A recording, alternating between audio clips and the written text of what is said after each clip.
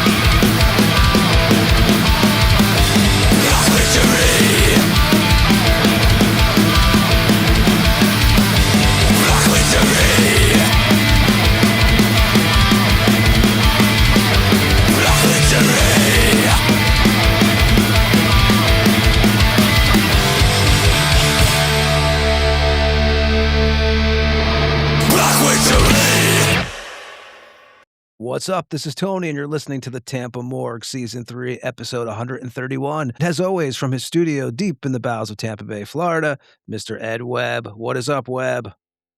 Mr. Anderson, what is going on, brother? Not much, man. Episode 131, and we are back on the morgue and back to the grind. We opened up the show with Devastator and the track Black Witchery from the band's Conjurers, a Cruelty record that came out on Listenable Records March 2024. And we'll be joined by the band's frontman and bassist, Thomas, here in about 20 minutes. But Ed, we are glad to see you are still with us, man. You are fresh off the operating table. Yes, I am. I am live. I'm not nasally, and I can breathe. So that's definitely three awesome things going on in my life. And you went through surgery, and you were at 2 band practices yesterday. Yeah. Just happened to be that way, man. Because I figured I could do the contorted one because I play bass. We're not really doing vocals yet. We're getting all the songs kind of tightened up before I start singing again. So that wasn't really an issue. And then, of course, the guys flew in for the tour next month. So I guess this was the time frame that they set, to do it, which I'm like, dude, a week after you couldn't have done it. I guess it wouldn't have mattered because flying in 2 weeks before the tour didn't make any sense either, in my opinion. But yeah, so we went out there and I was only going to do a few songs and I wound up doing the whole fucking set. So my You're voice talking is about a little monstrosity, that is. correct. Yep. So my voice is a little sore because it's been a while, but yeah, nothing happened. No issues with the voice, no issues with any complications after the surgery. I was pretty good the day after, no pain. So everything, it went 100% better than I expected. Like I expected a little bit of a recovery, and after the first day, it was pretty much done. And when was the last time you guys were all jamming in the same room together? Oh shit. Probably the last time we jammed together was like when we Oh, did shit. Barf. So Which yeah, Barf is a festival, over in Tampa, whoever doesn't know. yep, it was us. So that would have been last March. So yeah, I mean that was the last time. Yeah, we haven't because we've been preparing for this record and everything else, and now it's out. So now everything's moving full steam ahead. So yeah, it should be. So who's in the lineup right now? It's obviously Lee Harrison, Mark Van Erp, Matt Barnes, and Sam Molina's playing second guitar. And so you guys did that. I saw you guys did the Contorted Jam, which I saw that Carlos was back in town and who also plays with Massacre. So it was the whole band actually this time. Yes, which was I did not know because Carlos has been out of town. His mom had passed away, and he was doing some recording with Massacre. So I had no idea, and I just pulled up and saw him, and I was like, "Oh, fucking A." So it was a great jam. I mean, we're still, it's funny. These songs when we played them, I left the band in 2007, 8. Um, I could play those songs in my sleep, like they were nothing. Now going back and revisiting them, I'm like, holy shit! Like they're harder than I ever remembered. Like they really are. It's kind of like playing even the generic Christ stuff. Sometimes you think it's so simple, and then all of a sudden you're like, what the fuck, man? Trying to remember the timing and all that stuff.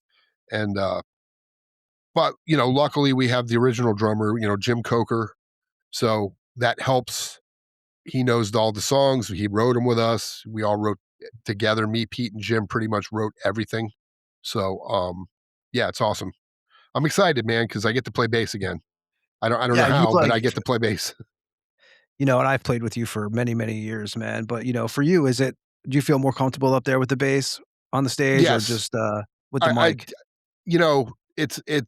I just have always been busy with my hands. So like playing ever since I started playing bass, I was singing, except for in Eulogy. That was the only time I did not. But every other band I've been in, I've actually, you know, some way or another had an instrument in my hand and sang, whether it was well, I guess Brutality was probably the only other one I did not. But Diabolic, I played bass and sang. I did some backups in the early days with Paul, and then I took over later, and then did the other record, Contorted, Destined to Ruin. So yeah, I mean, even Massacre, I did a show where I got to play, it was just me, Rick, and Mikey. Terry was on tour with Obi and Carcass. So I remember when you started doing those Massacre gigs, man. I do remember it was odd just seeing you up there with a microphone. Yeah, it was it looked very strange. The first time I practiced, I was like, I don't know if I could do this like comfortably. Because, for me, what it is when there's no words being sang, I'm playing. So I have something going on. Just sitting there and doing the head whip or banging until the next set of lyrics comes in is just, it's not exciting. I don't know how to say it because, I'm used to just playing. I've played for so many years, 30 years I played with an instrument. So yeah, now, but I'm used to it now, And of course, watching Mark Van Erp, he's a fucking, he's badass. He's an old school, like a real old school bass player. And, again, I finally get to play again and it feels real good. And I'm playing better than I have in a long time, which is kind of strange. But you guys been getting killer feedback, man, on the new record. I have to say, I even heard from Chris Volcano. He was like, "Hey, man, tell Ed I'm jamming the new record. It's killer." And everywhere I turn, man, I've been hearing good things about it. Yeah, some of the reviews have like shocked me. Like Blabbermouth was the one that blew me away because nothing against Blabbermouth, but they generally, they shit on a lot of stuff. And we got 8.5 out of 10, which I was like, is that fucking real? Like, but I get it, I guess it's been a long time, 7 years since Monstrosities put a record out, and I know the songs inside and out. So when I hear them, sometimes, when we listen to our old shit, to Generic Cry stuff, you're like, fuck, man. But when other people hear it, it's like it's a different opinion, to them, it's whatever they're hearing. And we could think something is awesome as fuck. And it winds up like some people are like, dude, that sucks. So, opinions are like, everybody has their opinions, man. But yeah, the feedback's been great. I'm so grateful because it was a long time. We put a lot of shit into this record. It took forever to come out, and I'm glad. And if we get to do some cool tours and some cool shows, and we're playing Milwaukee and Brutal Assault, and there's some other stuff in the works, man. It's just going to be. I guess the wait was worth it at the end of the day. And who knows what guests we're going to get, because I'm going to make sure I get everybody we fucking can. Yeah, here's the updated list, by the way, since you're mentioning guests. We have Commander and Shatras of Luktis out of Lithuania. We have Jan and Marco of Germany's black thrash metal band Witching Hour coming on. We have Seb, the bassist of Hell Militia, coming on. We got Panzer Kampfwagen of Belgium's Possession coming on the show. The new Possession record is killer if you haven't heard it yet. We have Rick Ross from Death, Ex-Manus, Massacre, and Left to Die coming on. And we have Danis of Sisypian, the Lithuanian black death metal band. And those are some of our upcoming guests. And Ed, we still have shirts left, correct? Yes. Yes, we do. Only a couple big boy, but we got large and extra large for sure. And we ship to Europe and the States. So get a hold of us if you want to pick up a shirt. Best way to get a hold of us is send us a message on the Instagram page. Yes. Ed, unless you have anything else, I say we get the show moving. Let's do it. Cut some promos, do some shows, deaths, whatever else you got kicking. Talk about farmland. Yeah, actually, this is dude, I have no musicians who passed away this week to report. Really? Yes, well, yes. That is absolutely great news. I'm being honest, because that means the metal community is staying alive, nothing to do with the Bee Gees. Yeah, I mean, I'm telling you, there's nothing to report this week that I've been made aware of. So and what we'll do is we'll play the Fitness Center promo, and we'll also play some Goat Witch, which is we're going to be joined by Thomas of Goat Witch and Devastator here in probably about 15 minutes. So what we're going to do is we're going to play Funeral in Your Mind that came off of the 2020 EP from Goat Witch, and we'll be back on the Tampa Morgue after this track.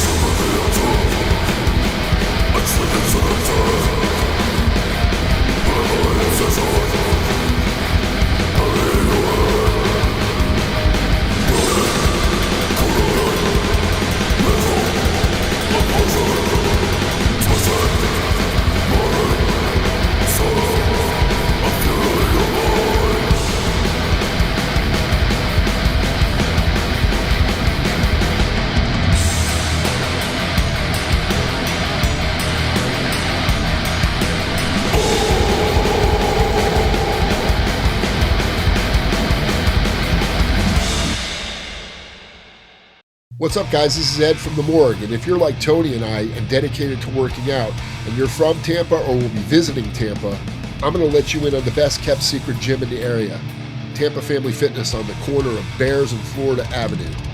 And unlike the big box gyms where you're just a name and a number, the owners, Sarah and Eddie Amaral, have created a community where you're not just another face lost in the crowd. They also have, hands down, the best trainers in Tampa, with Coach J, Jared Perea, who I've personally witnessed take his clients to award-winning bodybuilders. Not to mention this dude is an absolute beast himself.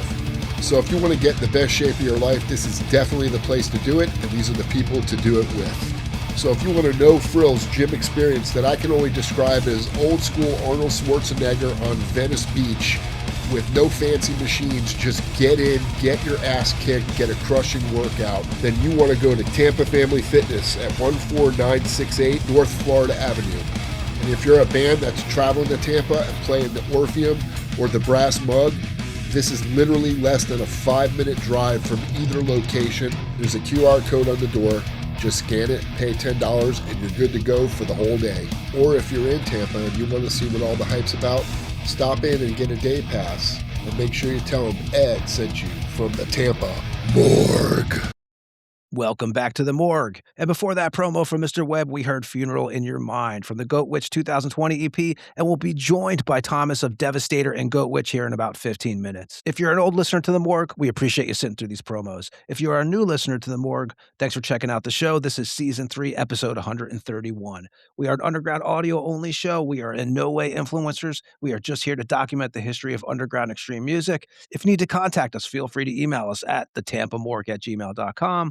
You can find all previous episodes for free wherever you listen to your podcast. There you will find interviews with artists like Chris Volcano of Abominator, Cemetery Urn, Denouncement Pirate, Ex-Destroyer 666, Pat from Hell Witch, Glenn Destructor of Australia's Destructor, King Fally of October 31 and Deceased, Gene from Perdition Temple, Malefic Throne, Angel Corpse, and Hexorcist. We had Magnus on from Aberration, Ex-Condor, and Ex-Mayans Hill, Vincent Crowley of Acheron, the Vincent Crowley Band, and Ex-Nocturnus.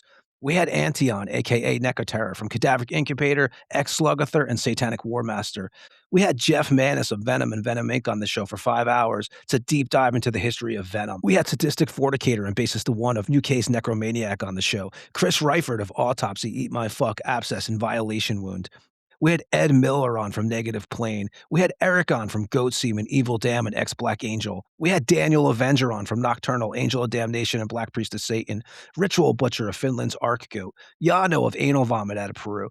Heimland out of Norway. Ronnie Palmer of Malevolent Creation, Blood Messiah, and Perdition Temple. Speaking of Malevolent Creation, we had Jesse Jolly on from Malevolent Creation and Blightmas. We had Lord Sabathan on from Slaughter Messiah, Morbid Death, Enthroned and Heinous. Adam Scott of Cardiac Arrest. Crusher of Finland's Morgul. Matt Bishop from Human Artifacts and Levidity. Noella from Hexea out of Texas. We had John Berry on the show from Slaughter Messiah, Ancient Rites, and Nocturnal. Yarno of Urn, Graves, and Ex-Barathrum. John Walker of Cancer. Rob from Lucifericon, Ex-Destroyer 666. Martin Missy from Protector. Phantom out of Mexico. Luciferian Rites out of Mexico. Dawn of the Dead from Nunslaughter and Satanic Threat. We had W. Whore Preacher on from Vomit Angel, Mask of Satan. Harry Quokinen from Hooded Menace, Hail Conjurer, Horse Latitudes, and Hollow Woods. We had Nige Rocket on from Onslaught, Simu of Flame and Ex-Urn. We had Infernal and Odin on from Disaster, Sergeant Salston from Deathhammer, Jamie Bailey from Brodequin and Liturgy. We had the guys from Morbid Sane on the show, Blood Serpent out of Vietnam, Ryan Waste from Bat and Municipal Waste. We had the guys from Witch Trap out of Columbia on here. We had Dallas Toller Wade on the show from Nile and Narcotic Wasteland. He was on here a few times. We had Alessio on from Violent or Hobbs Angel of Death, and he also played with the Mentors at one time. We had Snowy Shaw from King Diamond, Merciful Fate, and Notre Dame. Tony Dolan from Venom Inc., Adam Craft, and Venom. We've also had David Howard Thornton, who played Art DeClown in the Terrifier films. And these are just some of the interviews you're going to hear on the Tampa Morgue. You can go back and listen to all of them for free wherever you stream your podcasts. If you want to keep up with the show, I highly recommend the Instagram page. That's pretty much where we announce new guests and just, anything related to the show. What I'm going to do now is I'm going to mention releases, and then we'll get to shows, and then we'll get to our guest, Thomas from Devastator. So I'm going to start out with a 3-piece Australian death metal band, Circle of Blood. They're putting out an album called In Praise of Darkness that's coming out on Grindhead Records out of Australia. Circle of Blood formed in 2019. First release was an EP in 2021, also put out an EP titled Leviathan in 2022. The band also put a handful of singles out through the last couple years. In Praise of Darkness has 10 tracks and will be available March 26th. Next, the German black thrash speed metal band Cruel Force. They're releasing an album called Haneda that's coming out on Shadow Kingdom Records out of Ohio. Cruel Force, formed in 2008, put out a demo the same year titled Into the Crypts. The band's first full-length was a 2010 release, The Rise of Satanic Might. In total, this would be the band's fourth full-length. It will have 9 tracks and be available March 27th. And next, Hell Ripper, the Scottish speed black metal band, is putting out a record called Cora Knock on Century Media Records. The first Hell Ripper release was the 2015 The Manifestation of Evil EP. Hell Ripper also put out a few splits in 2015 and 2016. In total, Hell Ripper has released 2 EPs, 5 splits, 1 comp, and this will be the band's fourth full-length. Cora Knock will feature 8 tracks and be available March 27th.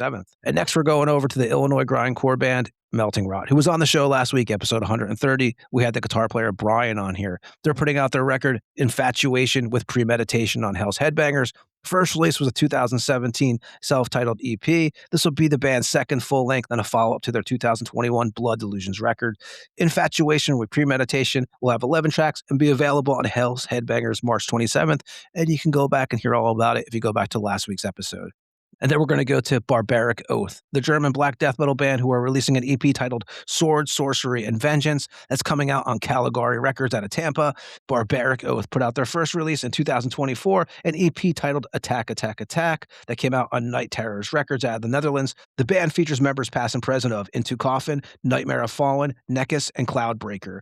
The Sword, Sorcery, Vengeance EP will have 5 tracks and be available March 27th. We're going to mention Aggressive Perfector, the speed thrash metal band out of the UK. They're putting out an album called Come Creeping Fiends on Dying Victim Productions out of Germany. Aggressive Perfector, formed in 2014, put out a demo titled Satan's Heavy Metal in 2016, a full-length in 2019 titled Havoc at the Midnight Hour that came out on Dying Victim Productions also. Come Creeping Fiends has 9 tracks and will be available March 27th. And last for releases, we have Intoxicated, the Florida thrash death metal band. They're putting out a record called The Dome on Redefining Darkness Records. Intoxicated formed in 1992. The band's first release was a 1996 4-song demo titled Drain. Also put out a full-length titled Metal Neck in 1997 and another 2022 titled Watch You Burn. The band features members past and present of Pain Principle, Andrew WK, Blacklight Cobras, and The Dome will have 10 tracks and be available March 27th on Redefining Darkness Records. And Intoxicated, Ed, didn't they just play with Obituary in Gainesville last week? They did, and I think they did that little run they did before they went to, was it South America or whatever? I think they were on that too with Castrator. Yeah, I think you are correct, actually. We did mention those on the show too. And Ed, I don't know if you have any shows. I do have a few shows on here. And if you want me to go, or I don't even know if you have anything for shows. I have nothing. I probably have the same stuff you pulled because that's what it sounded like. Cool. So I'll just bang these out really fast and we'll get to our guests. Thomas from Devastator. March 26th at the Brass Mug, Void, Phantom. You can check out Phantom. They were on episode 79 of the Tampa Morgue for anybody who's listening. Midnight Vice and Antagonizer are playing at the Brass Mug. Again, that's March 26th. Saturday, March 28th, Tunnels of Set, Crypt Lord at Ocala, and Grave Filth at Gainesville. They're playing the Mutiny in Ocala. It's $10, cash at the door, doors at 8. And then let me see what else I have here. April 1st, Ed, Testament, Overkill, Destruction at Janus Landing in St. Petersburg, Florida. Again, we just had Chuck Billy on here on episode 128 2 weeks ago. And then Weed Eater and Conan, April 2nd at the Conduit in Orlando. Weed Eater and Conan will also be playing April 2nd at the Handlebar in Pensacola, Florida. I have one more for shows. Saturday, April 4th, Vile Productions Events presents Violently Vomit, which is Ex-Disgorge USA, Blood Tide, Three Knuckles Deep, Grave Filth, and Law of Casualty at the Brass Mug. Doors at 7, $20 advance, 25 day of the show. And Ed, that is all I have for shows. Well, that's more than I thought there were. Yeah, so I say we get to our guest. Let's do it. We're going to play the Circle Studios promo, and then we're going to play some Devastator. We're going to play Worship the Goat off Baptized in Blasphemy that came out on Clobber Records July 10th, 2020. Then we're going to be talking to Thomas of the band. So yeah, this is Worship the Goat, and we'll be back on the Tampa Morgue after this track. Hello, Tampa Bay Morgue listeners. This is Joe from Circle Rehearsal Studio, Tampa Bay's rehearsal giant with 33 years of service. We know what you need to rock. Large, clean, quiet, cool, smoke-free, isolated rooms with the best gear at a musician-friendly price of $25 an hour. Professional, courteous, easygoing environment. Recently upgraded and remodeled with top-quality gear, Marshall, Ampeg, Pearl, Tampa, JBL, Yamaha, PPE, and more. We have the experience and the gear to provide you with the best possible rehearsal experience at the best price. Just completed and soon to open Circle's demo studio for your recording needs. From laying down drum tracks to complete projects, we have you covered at a musician-friendly price. Also in the work is the pro rehearsal room, freshly appointed and stocked with the best gear at nicely competitive rates. Our contact number is 727-546-8930. Our address is 10841 75th Street, Seminole, Florida, 33777. We have 7 large rehearsal rooms. Looking forward to seeing you soon. Thanks.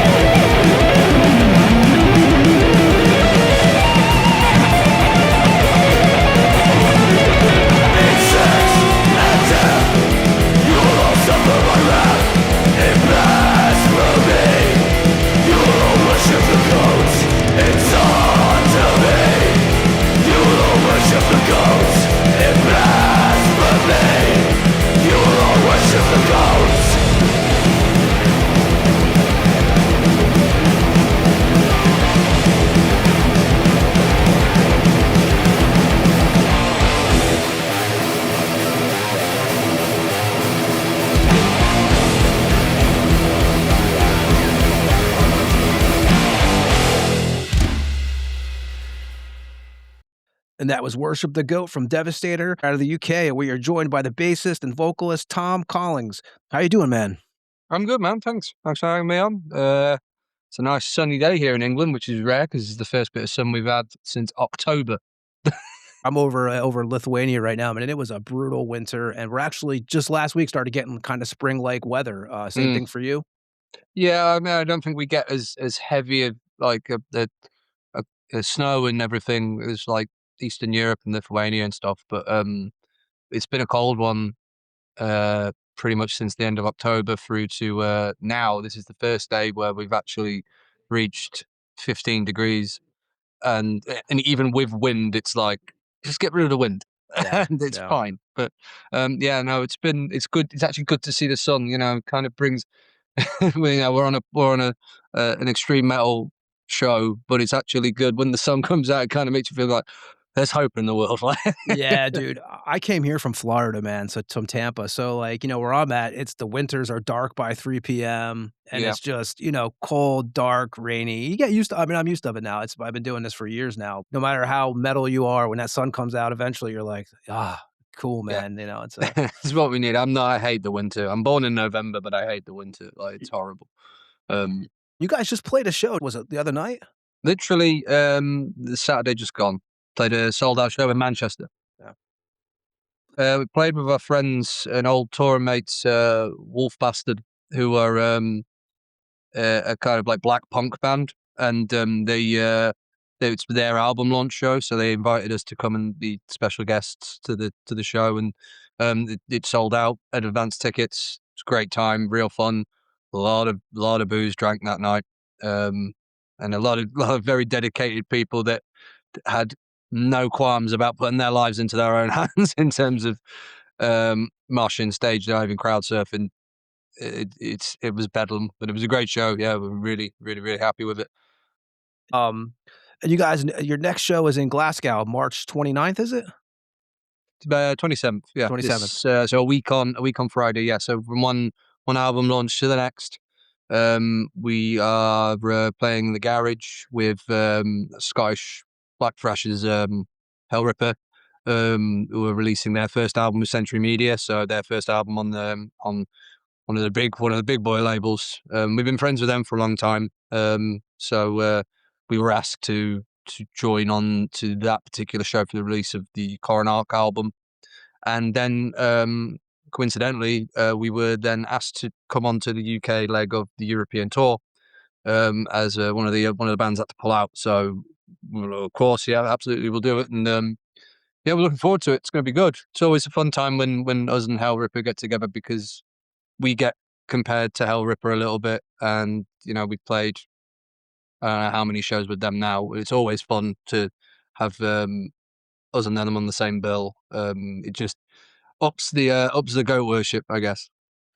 We're early 2026, but you have 13 dates booked, as you said, a couple of them just now. But you guys have shows with Schizophrenia coming up, Venom Inc., Phantom out of Mexico, who we had on this show, episode 79, I believe it was, Venom Wolf, Sabbats. You guys actually already are starting to fill up your schedule for the year. Yeah. So it was a bit of a challenge put forward this year. So obviously, we do have other plans to do other things this year, and this isn't all the dates either. This is just the stuff that's announced. So last year, we went through let's say an administrative change. We've now become independent from an agent. And in the early years, I used to book for the band. So I kind of reluctantly went back into that role, and I more or less set myself a challenge to see if I could do it again, and do it with the knowledge that I've gained over the years from working with agents, and to see if some of the things that we wanted to achieve that we couldn't achieve with the previous agents were actually achievable without involving an agent.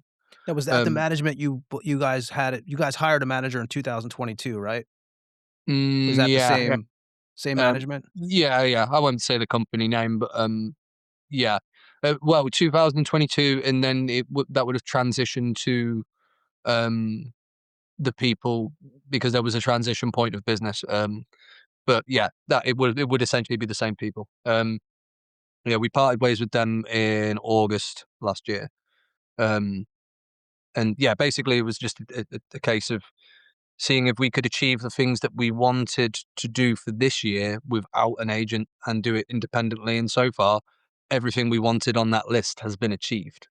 So, you know, not to say that we aren't still, you know, looking for a permanent home, but, you know, it's been interesting to see, and it's actually been quite fulfilling to see it work as well as it has. So, you know, I'm very pleased with the way that the schedule looks at the moment. You guys are playing a couple shows with Venom Inc. I know you guys are all Venom fans. How cool was that playing a show with Dolan? Yeah. So here's the thing. This sort of thing has been a long time coming. Really, like I think that there's always been these little seeds that have been set for this. And the fact that you know, it always starts to murmur and starts to become a conversation, and then unfortunately it can't happen for whatever reason.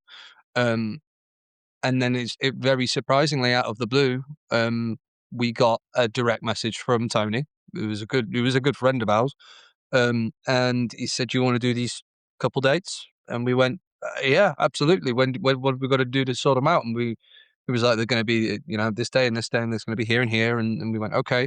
So we went back to the schedule and went, right, let's move some stuff around, see what we can do. And we were like, we'll get this to work either way, because, you know, we finally get a chance to do this, you know.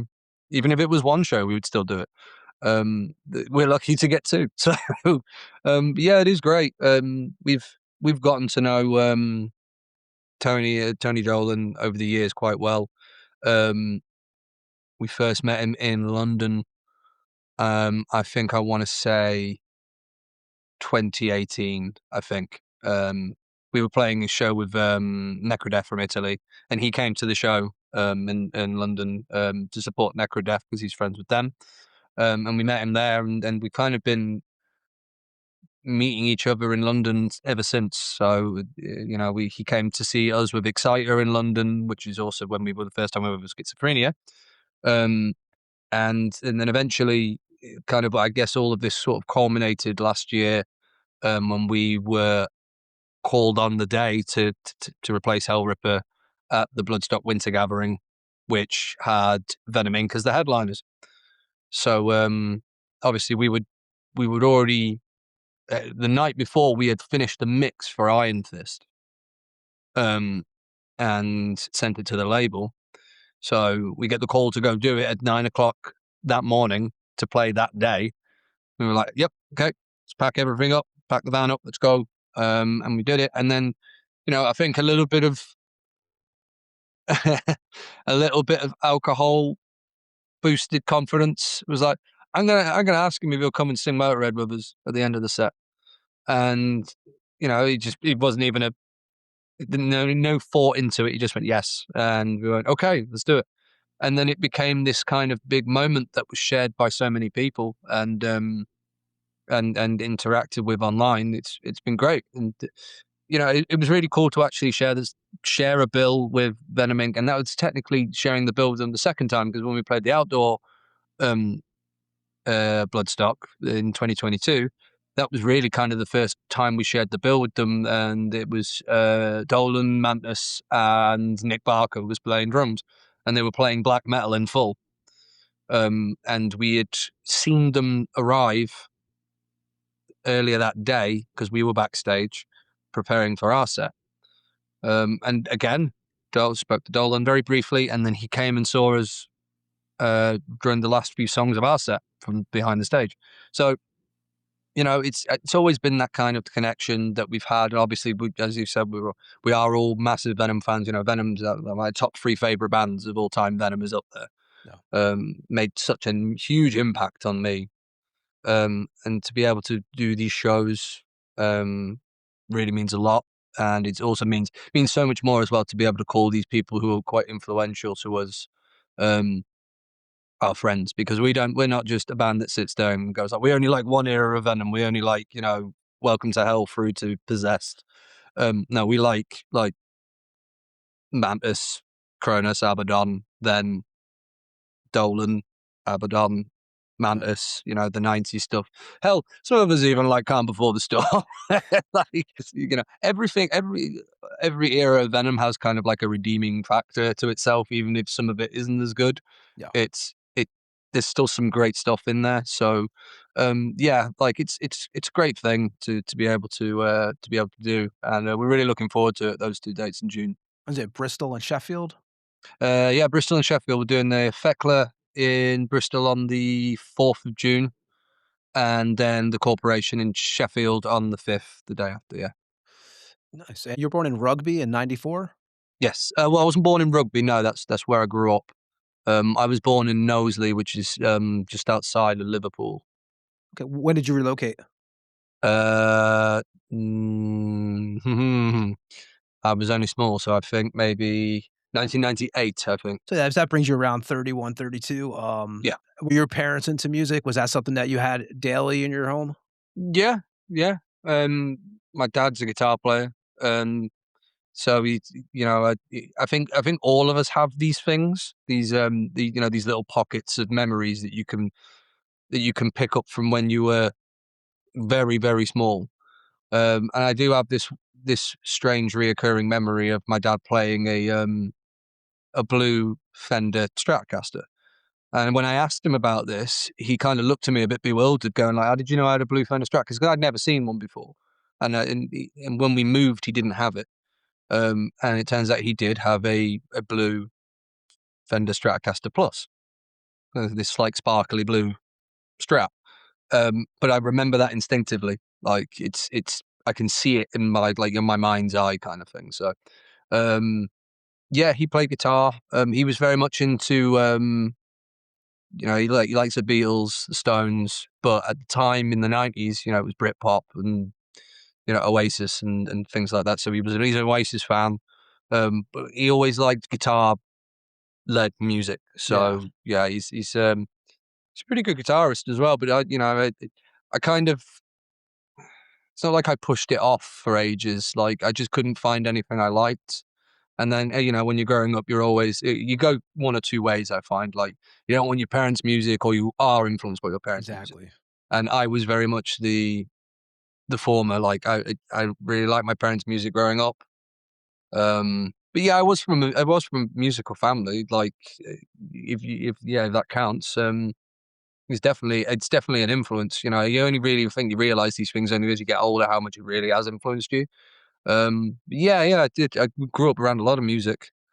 Even my grandparents, when I started to get a bit more musically attuned, like I'd ask them about things because they grew up in Liverpool. My grandmother and grandfather, and they used to meet in a cabin club and where the Beatles were, and they seen the Beatles. So it's there's always like a loose musical connection, I think. Do you remember like the first piece of music that like connected with you? Yeah. So I think the stuff that caught my attention, the very, very, very earliest thing, and it's not metal. Like I know when my introduction to metal was, but the very, very earliest thing I can remember that took me back a little bit was I guess it's a single, but it was on a compilation CD, but it was, I guess at the time of its release, it was a single. Was Viva Las Vegas by Elvis.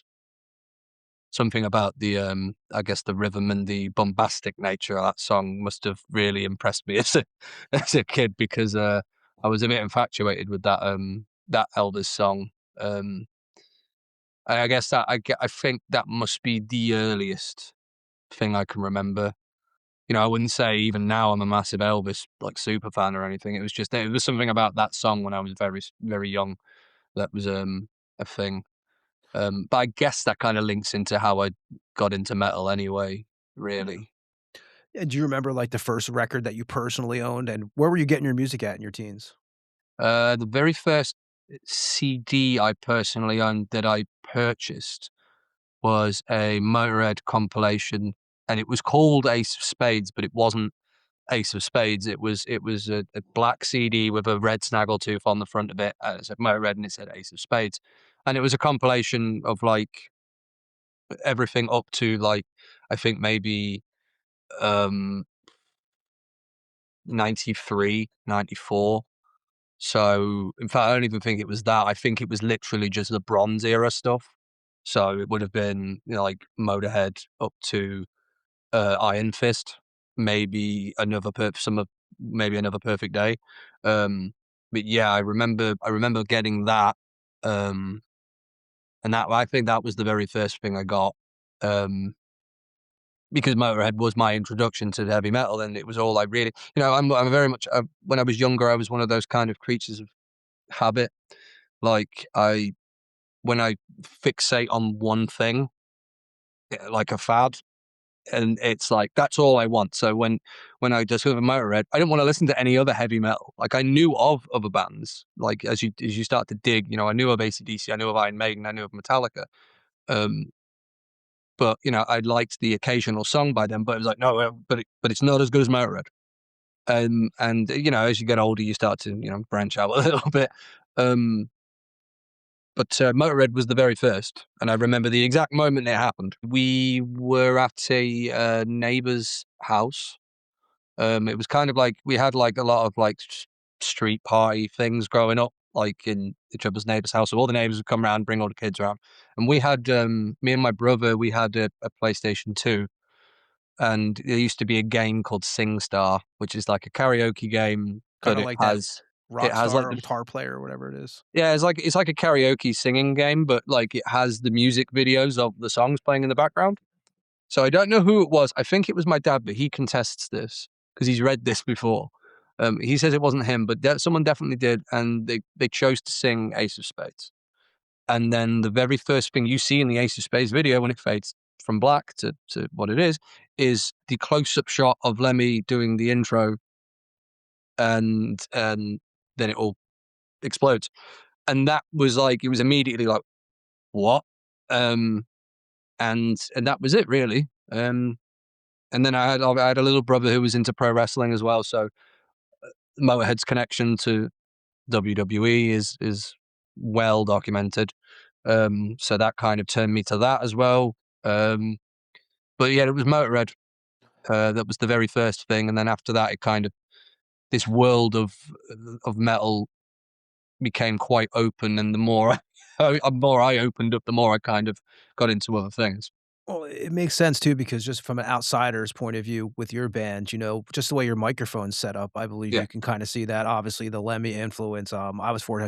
I've seen Motorhead a bunch of times. You know, you could get that. Plus, you also mentioned doing the Iron Fist for the what was that 1225 comp, right? The tribute. We did that for Lemmy's 80th, to celebrate 80 years of Lemmy, but also 50 years of Motorhead.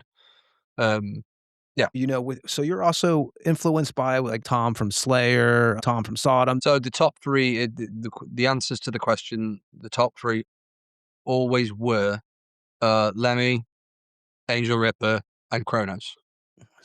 Those are the three that had the biggest impact on me, because not only, you know, they were more efficient frontmen than flashy bass players. And being someone, as I grew up, I didn't, when I grew up playing bass, I didn't really gravitate too much to a flashy bass player. I think the very first one who was very technically proficient that I liked was probably Dave Ellefson, when I got into Megadeth. But still, those three have never been toppled, because of the influence they had. They weren't singers, they were vocalists.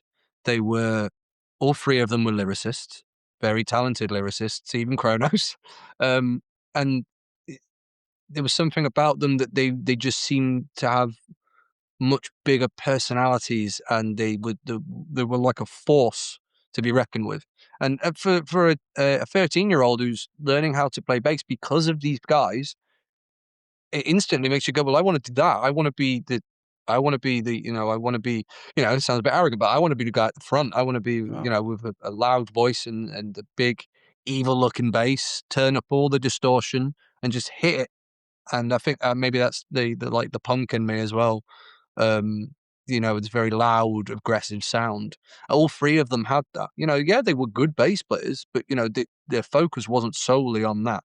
They're characters too. That's gone now these days. I feel Yeah, like you exactly. said, you got Lemmy who just stands out. You just like again Ozzy, Dio. I mean, there's just so many of them. And now we talk about this all the time on the Morgue. Like, who's next? I don't know. Yeah. Now I kind of wonder who's going to take that torch, so to say.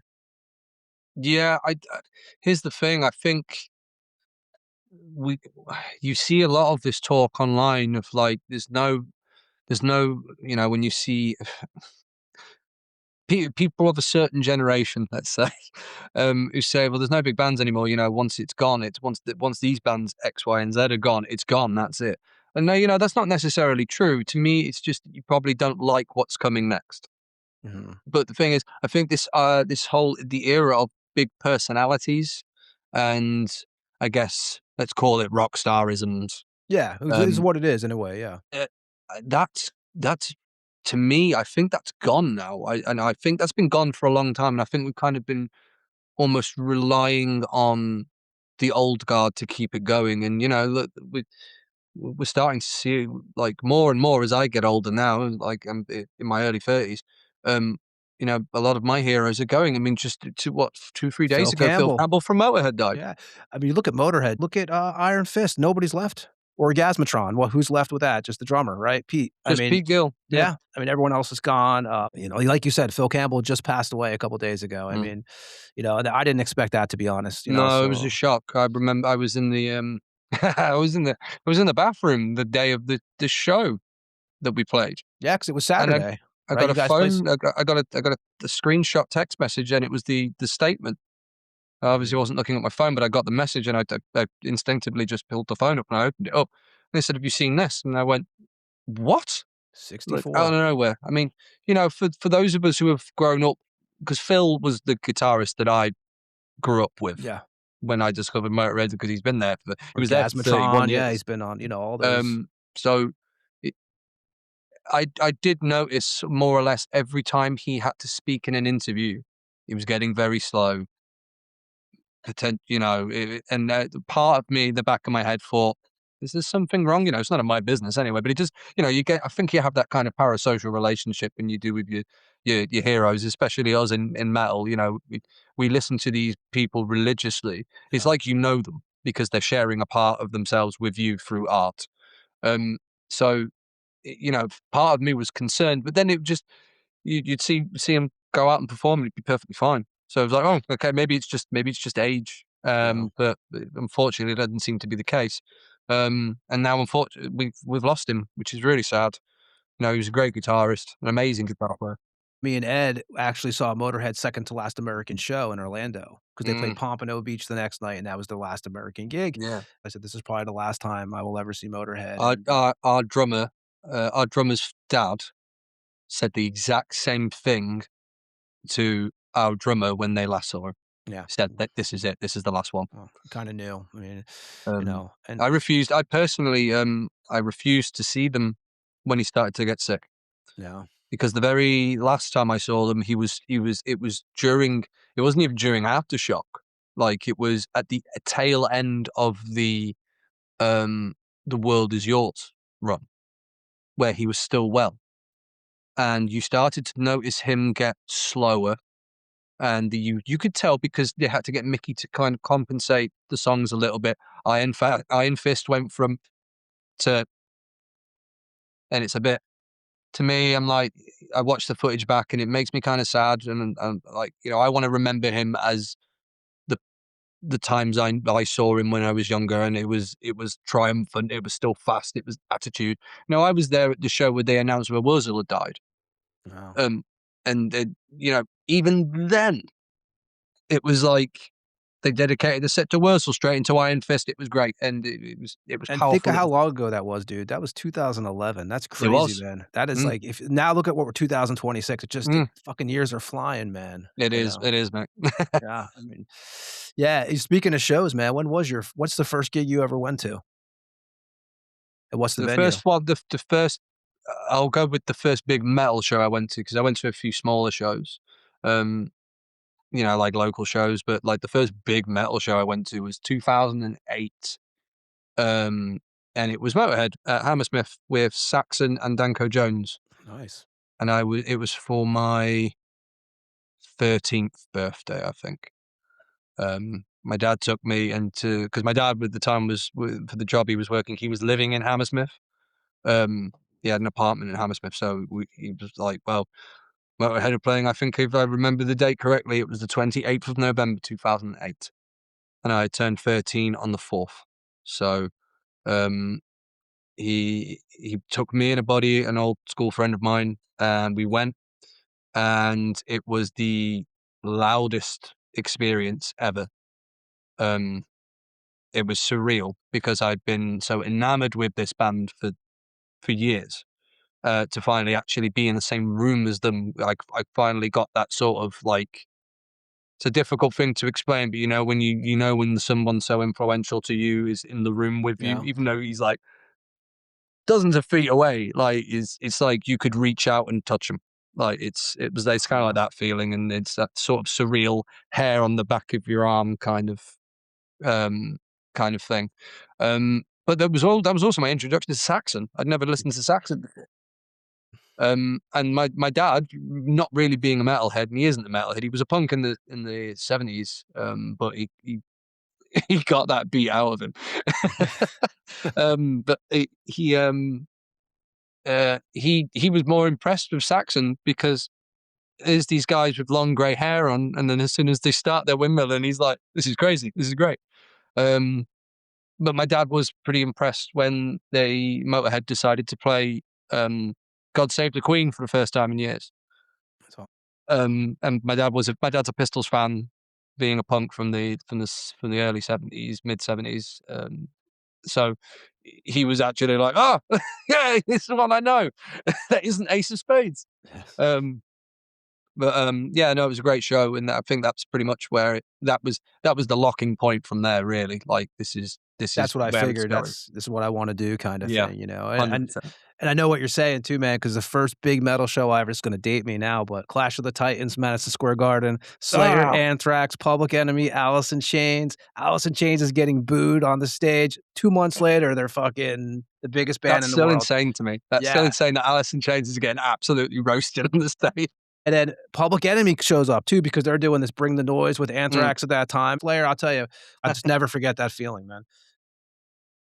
When did you first pick up an instrument? I'm figuring it was probably a guitar from your father's end, or was it a bass? No, it was a bass, and I remember the reaction. So I was thinking about this, ahead of this. I was thinking about this today at work, actually, going like, when did I start? And I think it might be, it could be 20 years next year in the November, I think. I could be wrong, or it could be 2028, 20 years. But it was a bass guitar. And obviously it came from the Motorhead thing, but I remember, finally telling my dad, who's probably been waiting all these years from playing guitar to me when I was a baby. When I said, "Dad, I want to learn a musical instrument," and his reaction was like, at last, I'll get you on the right equipment. Dad, I want to be a bass player. And it was like the sudden look of disappointment. But yeah, no, they accepted it. I think it was a case of, I think for my mother, it was like, is this going to be another thing that you're just going to pick up and drop? Like a lot of kids, they do it. But I really persevered with it because I just loved playing so much. And, I didn't get any lessons. My dad, bless him, he tried to teach me, but I kind of refused because he wasn't, I think it's like it's like those films where it's like, where the young kid wants to play rock guitar. He doesn't want to play classical guitar. Or acoustic guitar. Or acoustic guitar. So it's, my dad tried to teach me obviously the basics, and me being very stubborn, I kind of like, I refuse. No, I want it to sound like this, and then I'd knock it out of tune, and I have to go back to him and go like, can you teach me how to tune? Now, when your parents look now, like, or when, when they see that this was something you've done, for obviously you're in your 30s now, do they, are they, obviously, are they supportive, or are they kind of surprised at where you've taken it? I think there is absolutely a there's definitely a level of surprise, 100%, because the I don't think anyone really expects the kids, especially when they sit there in this day and age, to be like, I'm going to start a band and it's going to go well. I don't think anyone even starts a band saying that anyway, unless you are really that self-determined, and hope more. If you are more, all the best to you. But I think there is a surprise, but they're also extremely supportive. They come out to shows. My parents flew out to Poland to see us play. Just because, without telling me. And That's they great. did. They came to the show. They've told me they're coming to the Sheffield show with Venom, because I think they understand, because how significant that is for me. They were at our Bloodstock show in 2022. Once again, didn't tell me they were coming, but they were front row with the festival. And that was your biggest crowd up to that point, right? That they got to see you To guys that play in point, it front of. was, yeah. Yeah. It was. And they are very supportive. They had a lot of fun when the last album came out. They had a lot of fun. My father, my mother, my brother, and now my sister-in-law. My brother got married. They all sat round the table when the second album came out, and they bought the vinyl, and they decided it would be a great idea to pull the lyric sheet out and read my lyrics, and they were kind of horrified. That's great. Yeah. Your first band, was it Obsessed by Cruelty? Because that's what, 2011. So this has you at like 16 or 17. Is that actually the first band you jammed in, or was there one pre? No, there was one previous to that, which I'm not going to say the name of because I don't want anyone to find it.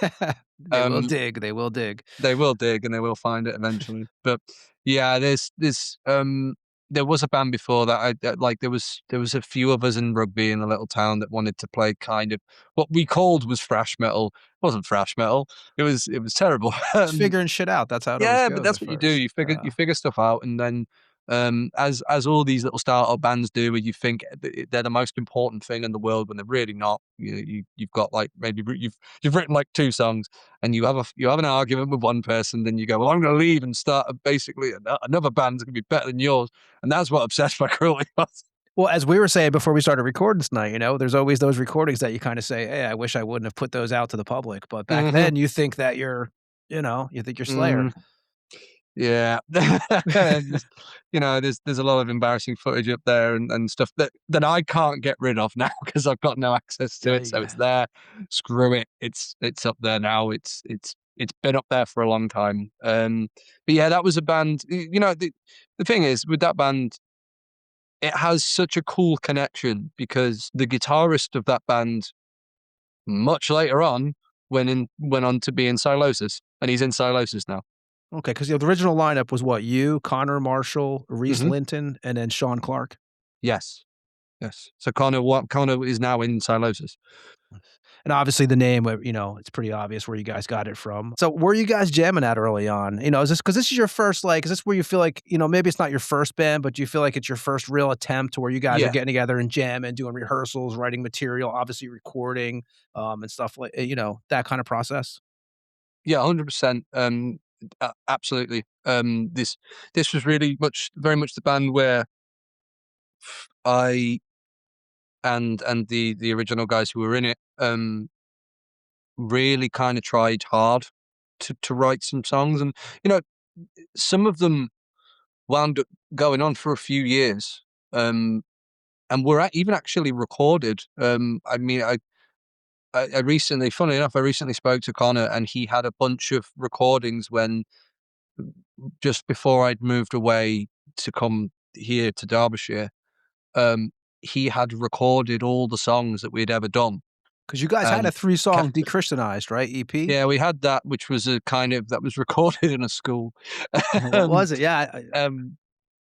that was the very first thing we did, but there were some songs taken from that were re-recorded when we kind of transitioned into more of a death metal band, like a tune to low B kind of tuning, kind of death metal band. And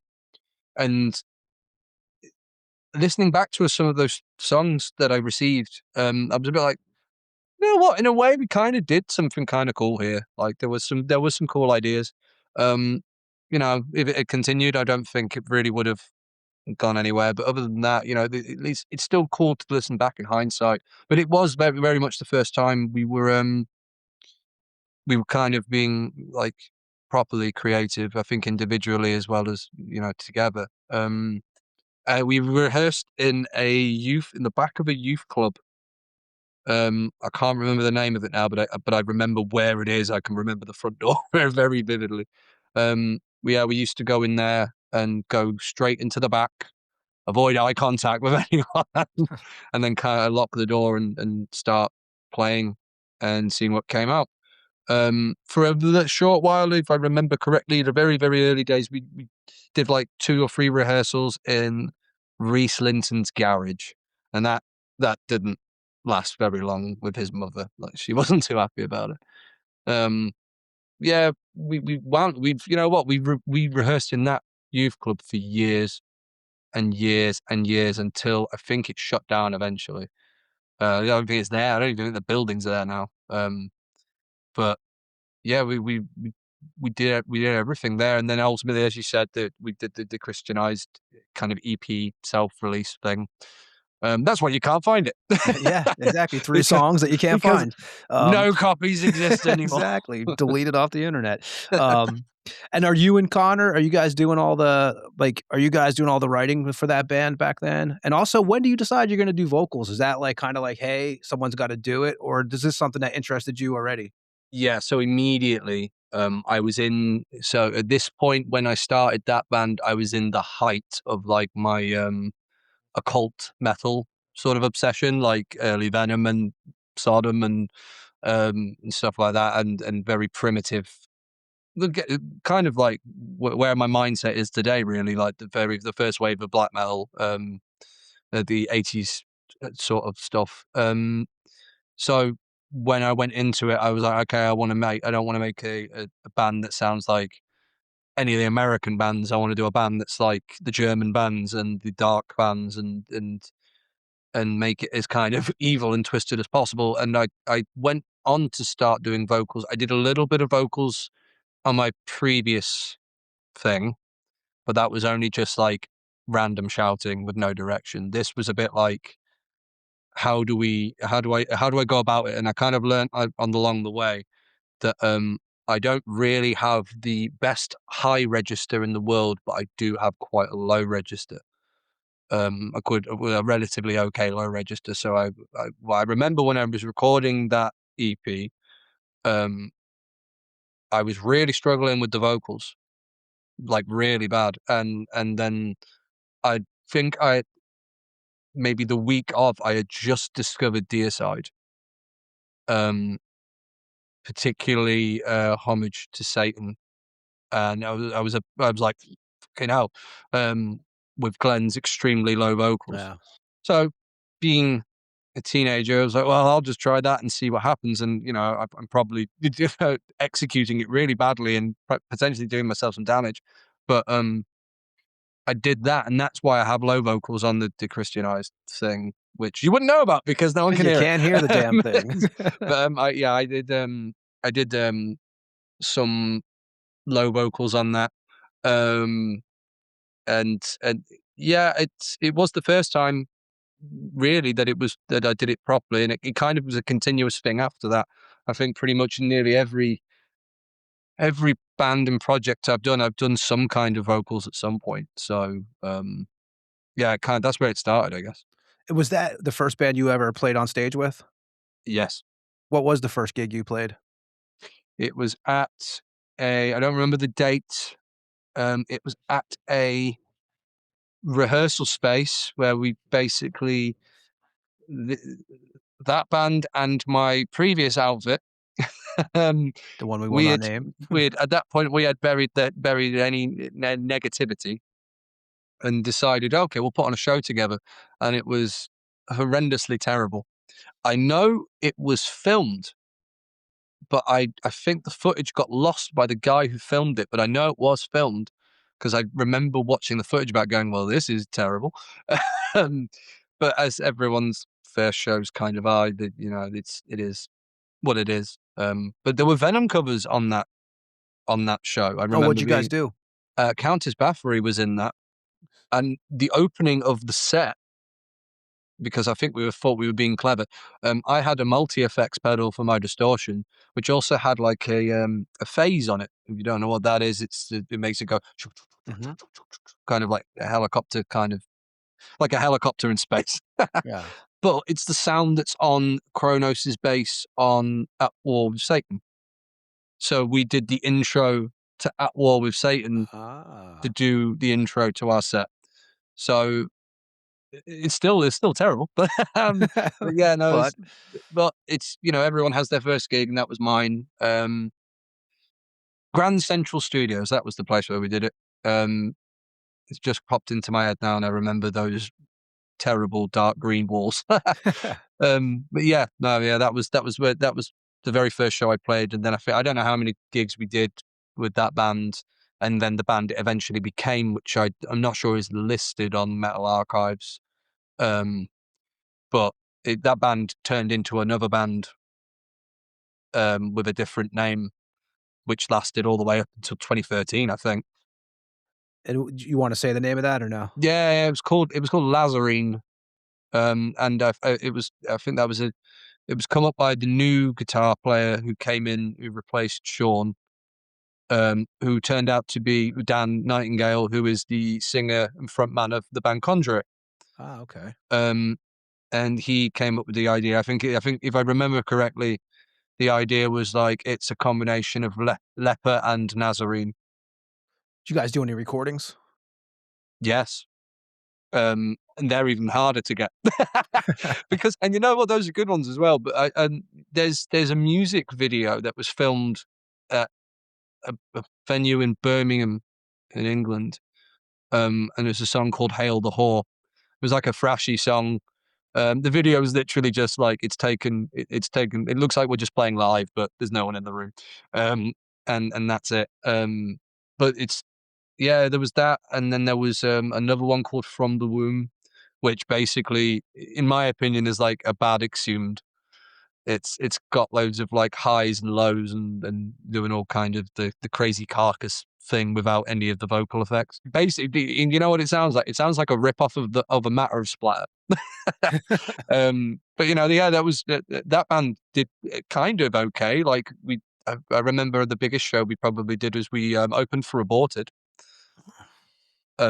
So that was all right, but that lasted all the way till 2013. So technically, that Obsessed by Cruelty thing in a new guise lasted from then For all the way up 2011 till yeah. So 2 years, not too bad for a local band that had no idea what it was doing. and that led to what was it? It's a Swedish death metal inspired band, right? You guys started doing Repulsive, and that's what 2014 though. Is that you guys are doing that, right? Yeah. Yeah. What's up? Can you tell us about that project? So I know you started out doing bass and vocals, right? Yeah. Point. So Repulsive. Repulsive. So I in 2013 I moved to Derbyshire, to study at university. So obviously, you know, first time leaving home, a little bit difficult. You know, at this point, you know, you're 18. It's like, right, time to go out into the world and go do this thing for your education. Funnily enough, it's for music as well. So I move. Obviously, I have to leave the death metal band I had at home. And, you know, still at this point, my kind of like obsession with death metal is growing. And Sweden in particular is what I'm drawing to. You know, this kind of bleak melodicism mixed with a very high punk energy, which I think you find from the Stockholm specific Swedish kind of sound.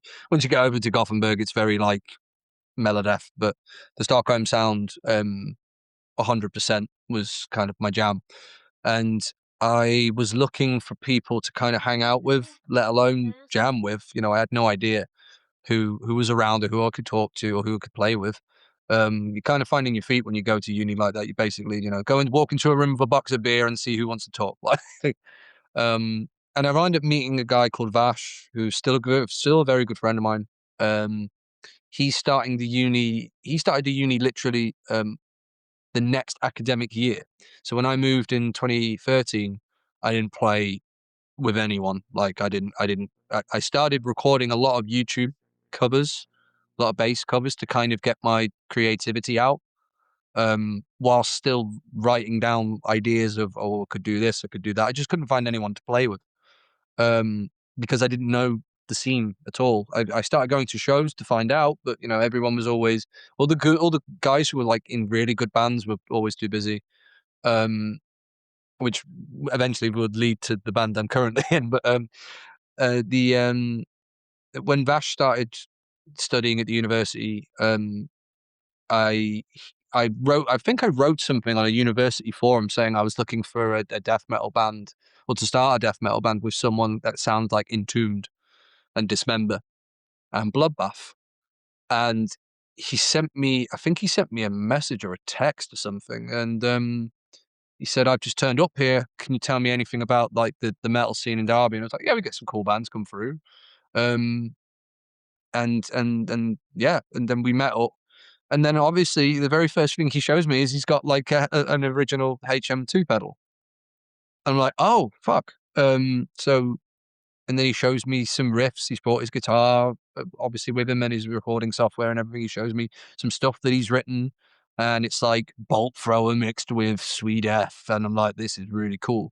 And he's like, so I saw that you're looking to start a band. You want to do like, well, there's only two of us, but we could do something. I was like, yeah.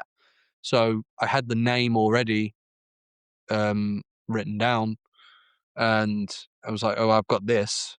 And I can't remember, it was going to be between that and something else and that he had, and I think we settled on the Grimmer sound because he had like a very militaristic sounding name. I think it was something to do with the Bismarck, and I was like, probably going to be a little bit challenging to try and get any work done when you're named after a Nazi warship. Yeah, exactly. So yeah, and then we started demoing just the two of us, and we released all those Fanatophobia demos and the Morbid Angel cover, which had the guitarist of Separation on, who is now in Cryptic Shift. And then eventually, me and Vash have a mutual friend called Sean Lindsley, who is still, I believe, the guitarist in Esoteric. We get in touch. We ask him to put a solo on the Fanatophobia song because he's a great lead player. And yeah, he goes, yeah, cool, I'll do it. And he puts this kind of crazy, spooky kind of solo on the Fanatophobia track.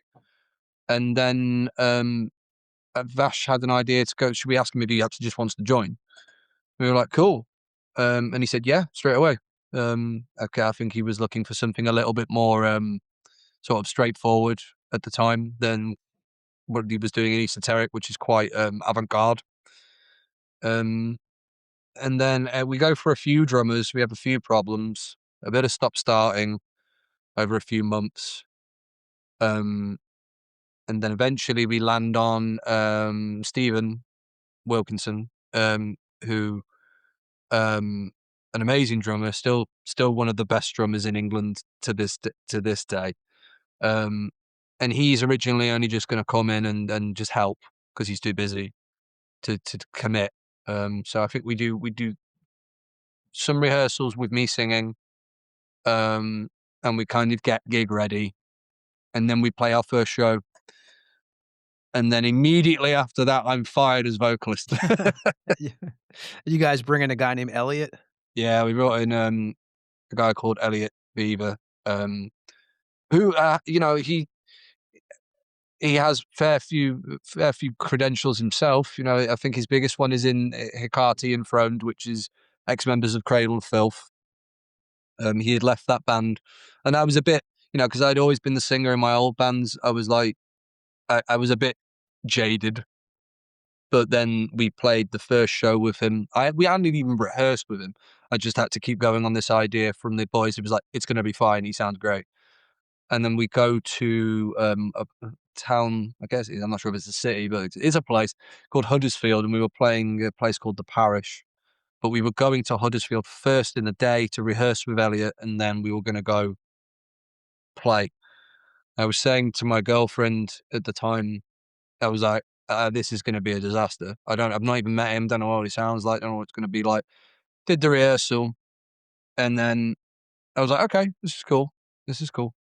Then we try and figure out between me and him, like, for backing vocals and stuff. And like, okay, so he's engaging with me and he wants to actually do it. So like, cool, all right. So we do the show, and it was really, really good.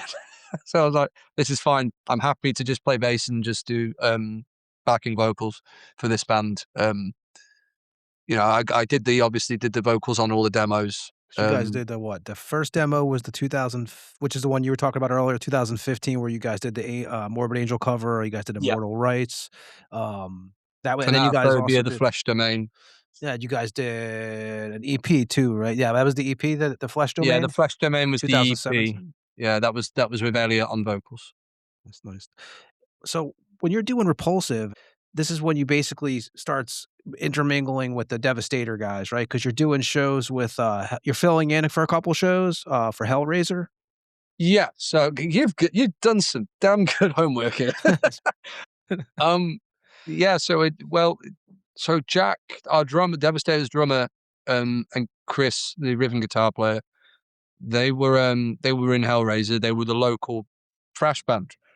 So when I moved, I saw them a fair few times. You know, I always thought it would be really cool to start a band with Jack, because he was like, he's really good. He even auditioned for Repulsive. I can't remember why he didn't get the job. I think it was Vash being Vash. Like he something he wanted out. He wanted Stephen instead. You know, it's fair enough. But but I always thought like it'd be cool to do like a thrash band with Jack, because he's a great drummer. He's still one of the best drummers ever. And eventually, because we're doing these this band that we don't really have a name or a direction for yet, on the side, along with Hellraiser and Repulsive. So what, 2016-ish? Yeah, I think so. Yeah, I'd say that's about right. Jack eventually quit Hellraiser because he wasn't too pleased with the direction they were going in, which was nowhere. I hope he watches that.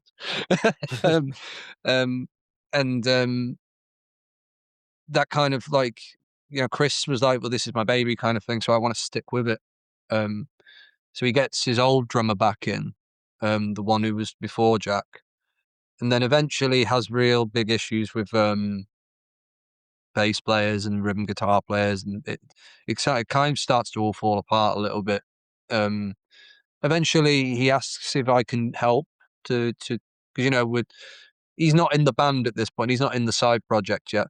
He was like the last person to join. He asks if I can come in and do it, and then I'm like, yeah, cool. So I only did like 2 shows. The first one was absolutely fine with the old drummer. Get to the second one, and the drummer no-shows the gig. Oh, and we're like, no one can get hold of him, no one can find him or anything. So we're like, we're gonna cancel when there's people in the room. Like, so I'm like, no, it's got to be able to fix this. So I called Jack, who's, I think he's out with his dad and a group of mates. I think he's at a stag do or something else. A bachelor party for Americans. And he's like, he's like 12 pints of beer deep at this point, something along those lines. Like, he is very drunk. And I'm like, dude, can you just come and do it? Because I know he can play drunk. I've seen him do it. And he's like, I've had loads of beer, mate. I can't. I'm like, mate, just 30 minutes of your time. That's all I'm asking. And eventually he goes, all right, okay. And then he comes and does it. And he absolutely smashes it. It does it great. And then he leaves. And then he goes, right, I'm fucking off now. And then it was like, so after that, it was a conversation from Chris where he's like, look, I want to keep doing this band. I've kicked the old drummer out because he no-showed. But fair enough. He said, I want to do it I want you on bass permanently and I want Jack back on drums. He said, can you talk to Jack? Because obviously I got him to play the gig. So I think Chris is thinking I can get him to rejoin the band. Probably not. So at this time, a direction has started to form in Devastator. So a name has been picked. It is Devastator. It was originally something else. It was originally called Neutralizer. And it wasn't going anywhere. It had a singer who was in it for around about 5 minutes, and then he decided to move to Wales. So he left. So once again, I've come back onto duties as a vocalist as well for the first time. It's a 3-piece at first, correct? 3-piece, yeah. And we kind of so at this time as well, Repulsive is done as well. Repulsive, Stephen gets given the offer to join Dragged into Sunlight, which, you know, not many people knew. And I'm not sure anyone knew to this day that Stephen was the drummer in Dragged into Sunlight. So I've just admitted it. But he's no longer in the band, so I think it's perfectly fine to talk about now. But yeah, he takes a job to join Dragged into Sunlight because they're going to go on tour with Mayhem. So he's like, yeah, I've got to go on tour with Mayhem. So I'm like, okay, fine. And Vash, he didn't want to find another drummer. He just wanted it to be Stephen. So we went our mutual ways. That was it. It was done. Short-lived, but, you know, it's a shame. But so I go to the guys in what is now Devastator. I'm like, I've got a lot more time for this. So let's pick a direction. And naturally, things are starting to pick up. We're doing the demo. Were you guys rehearsing at early on? Yeah. So we were rehearsing it, leaving a lot of cryptic information because we weren't, I think what the initial idea was to try and keep it anonymous, but have some level of anonymity. And really, we failed pretty much from the get-go with that. But we were breadcrumbing like audio and video and stuff, and a lot of basic raw rehearsal footage, and essentially, that would lead us all the way up to our first gig because we did one gig as a 3-piece, all dressed in complete February black. 24th, 2018, with Wolven Crown, Heathen Deity from Formicaris. I think that's it. Yeah, I think that's the first one. Yeah, that's the first. Yep. You guys do that as a 3-piece, right? Because Chris is actually just at the show in attendance at this gig. Yeah, I believe so. I believe that's the right one because we wound up playing 2 shows at the same venue, back to back, and I can't for the life of me remember which lineup was on which. But I think it is that one, the 2018 one. I think it was actually for Formicarius because the guitarist of Formicarius did the last Repulsive show. Okay. Kind of all came kind of full circle, sort of. So yeah, we do that first show completely all dressed in black. Make a hell of a racket. We labeled it as Black Thrash.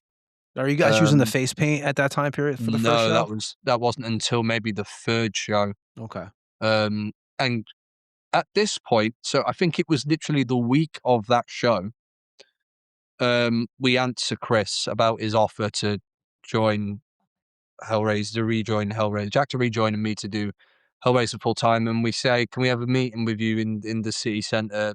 I think big random meeting in a coffee shop, which is the most unmetal thing ever.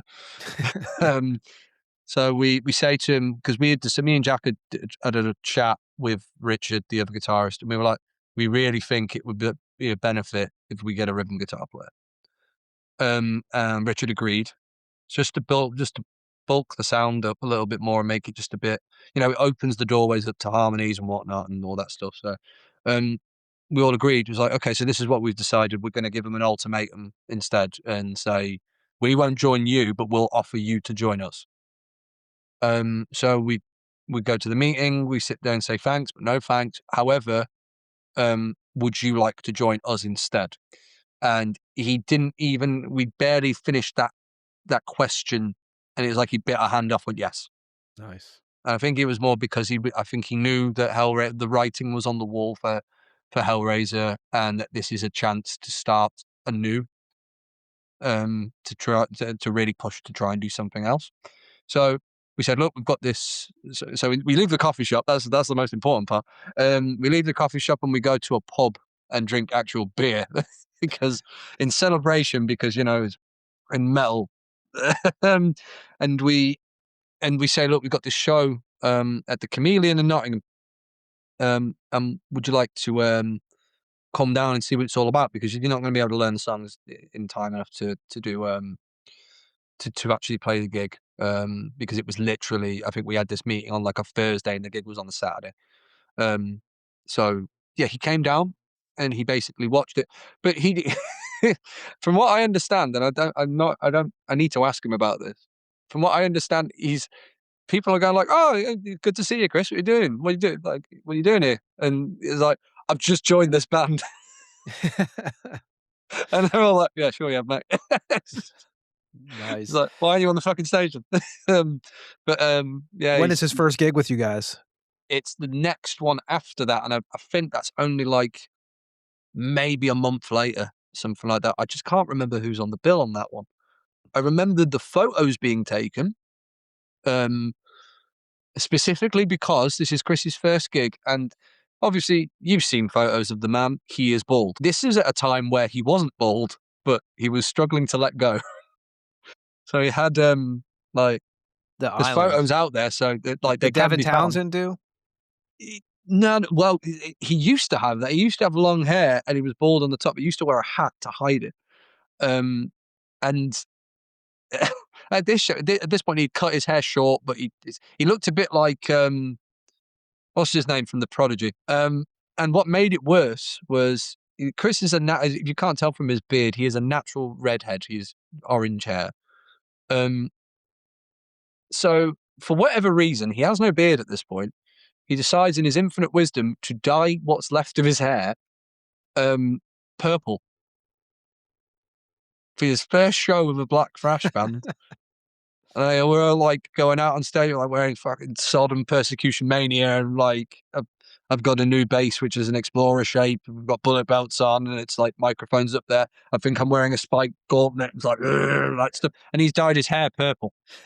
He's also, which interestingly enough, kind of led on to what we wound up doing in the end. He's wearing eyeliner. Oh, that's the beginning. Yeah, it kind of was. It was almost like a trendsetter, but except we went to the nth degree. But yeah, so that show happened. It was a good show. It was, and it actually felt a lot better to have the like the 4-piece together. And then since then, that is the 4-piece. Yeah, it's amazing. You guys kept a lineup together to this day, which is pretty wild. Oh, tell me about it, mate. I fucking hate these guys. Well, I've been in bands my whole life, so I'm amazed that you've done that, because I've went through like 30 different members in 20 years. But yeah. I don't hate my band, by the way. They're all great. I know, exactly. And Chris, I didn't mean anything about the hair comment, man. So, and who did the Devastator logo for you guys? That was right. I'm going to butcher this name, but Christophe Chabel, I think is how you say it. Yes. Done a shitload known of as the Lord of Logos. Yes, did the original Morbid Death logo. I think that was the first one he ever did, actually. Yes, Morbid Death. Emperor, his first Dimmiborgia logo, Ragnarok logo. His list is ridiculous. I mean, I think what was the two things that were like arguably hilariously impressive was that he did work for Metallica. Obviously, he's done some extreme Metallica version logos that wound up on merch. But the best one I've ever seen is that he did stuff for Rihanna. Really? I didn't know that. I mean, I know Christoph's done a shitload of stuff, but so there was this. I remember this article, and it was on like Metal Injection or some one of those like blabbermouth or Metal Injection, going like Rihanna debuts metal logo at show, and I remember that article in my head, and I see on his website this Rihanna logo, and I'm like, that's the one. I hope he got paid. I hope he got paid. I hope he got paid. But yeah, it was he did that logo, and it's been the same logo since. I mean, it's like, and we've had like a variation of it where it's kind of chromed out, sort of. But other than that, it is the same logo. It's the same drawing. I remember when we were looking for the logo and we commissioned it. I asked a friend who had his logo done recently, and it was by Christoph. And he sent me in his direction, and I spoke to him via email. I said, we're looking for a logo, like, can you give us a budget, kind of thing? And he went, oh yes, I think £100 British will do. And I was like, yeah, fine. Yeah, exactly. Damn, dude. So we did that, and then he said, have you got any references for like other bands' logos or any art in general that you like the look of, and you can describe certain bits that you enjoy? And we basically just sent a bunch of band logos over that we like a lot of like pointy logos, like I think Sodom is the most obvious one, because the RS in the middle of the logo is very much close to the S in Sodom. I think we sent over Possessed's logo for the Wispy Flames and stuff. And coincidentally, at the time, he was on an art tour, and he was in Greece at the time, and this was the summer, and the Greek. He was amongst the Greek wildfires, so he could see the wildfires in the distance from his hotel balcony. So the wisps on the Devastator logo are apparently influenced by the forest fires he was watching. Damn! Which is kind of cool. And he did everything just on a sketch pad.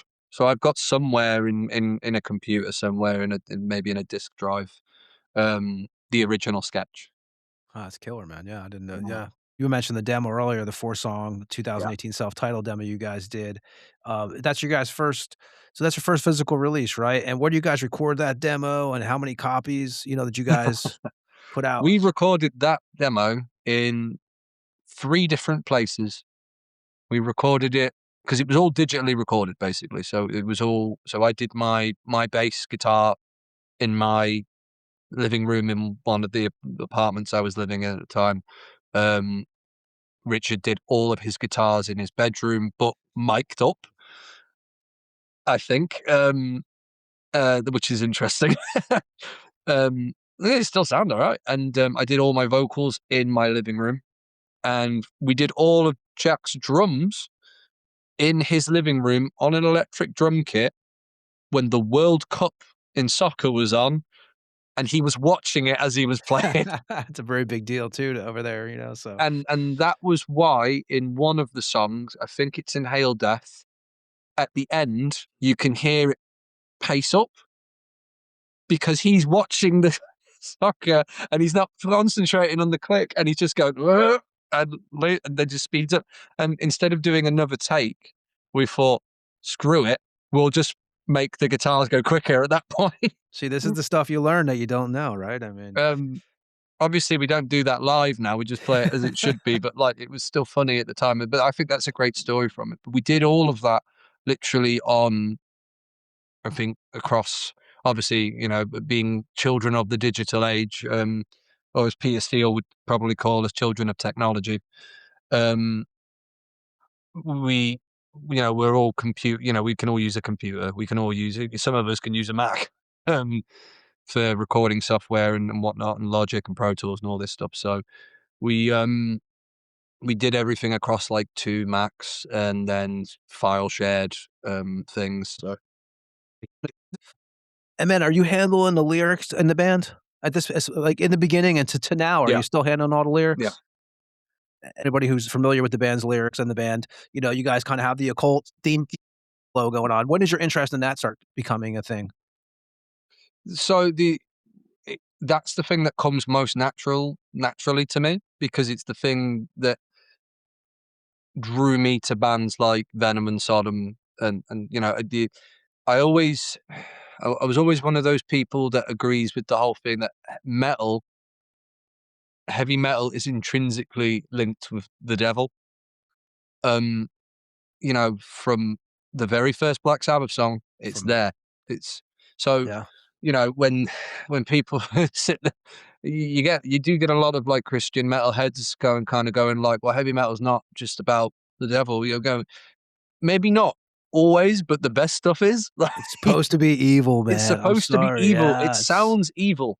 It's yeah. literally using notation that was frowned upon in much earlier times, in more baroque times, because they were scared of the sound that it made. Yep. You know, And that's even what got bands like, for myself, the first 2 Motley Crue records, like Shout at the Devil. And when I saw the pentagrams and stuff, you got to remember, I was a little kid when I saw this shit. I was attracted to anything that was supposedly evil, like it was, again, Venom. Obviously, you start taking King Diamond, then you get the deicide. You're like, what the fuck's going on here? And then as you get older, you get more and more into it. But you're right, 100%. I do believe that the music is supposed to have that kind of vibe to it. my introduction to Venom was a friend of mine in high school, who like I got to know because he found out I was a metalhead. You know, first, I guess you would call it in America like freshman year, which for us is like year 7. So you're around about 13. You're just going to high school. Yeah, same in So the States, I believe, kind of. yeah, so we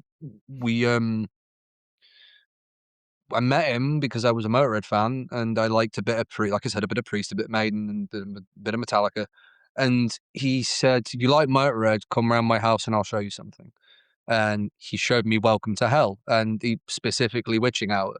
Game And I changer. saw the cover of Welcome to Hell, and I was like, "What is this?" And the sound, the evil, the barking. I was like, "It's like Lemmy, but satanic." Yeah, the lyrics, when you're a kid. Exactly.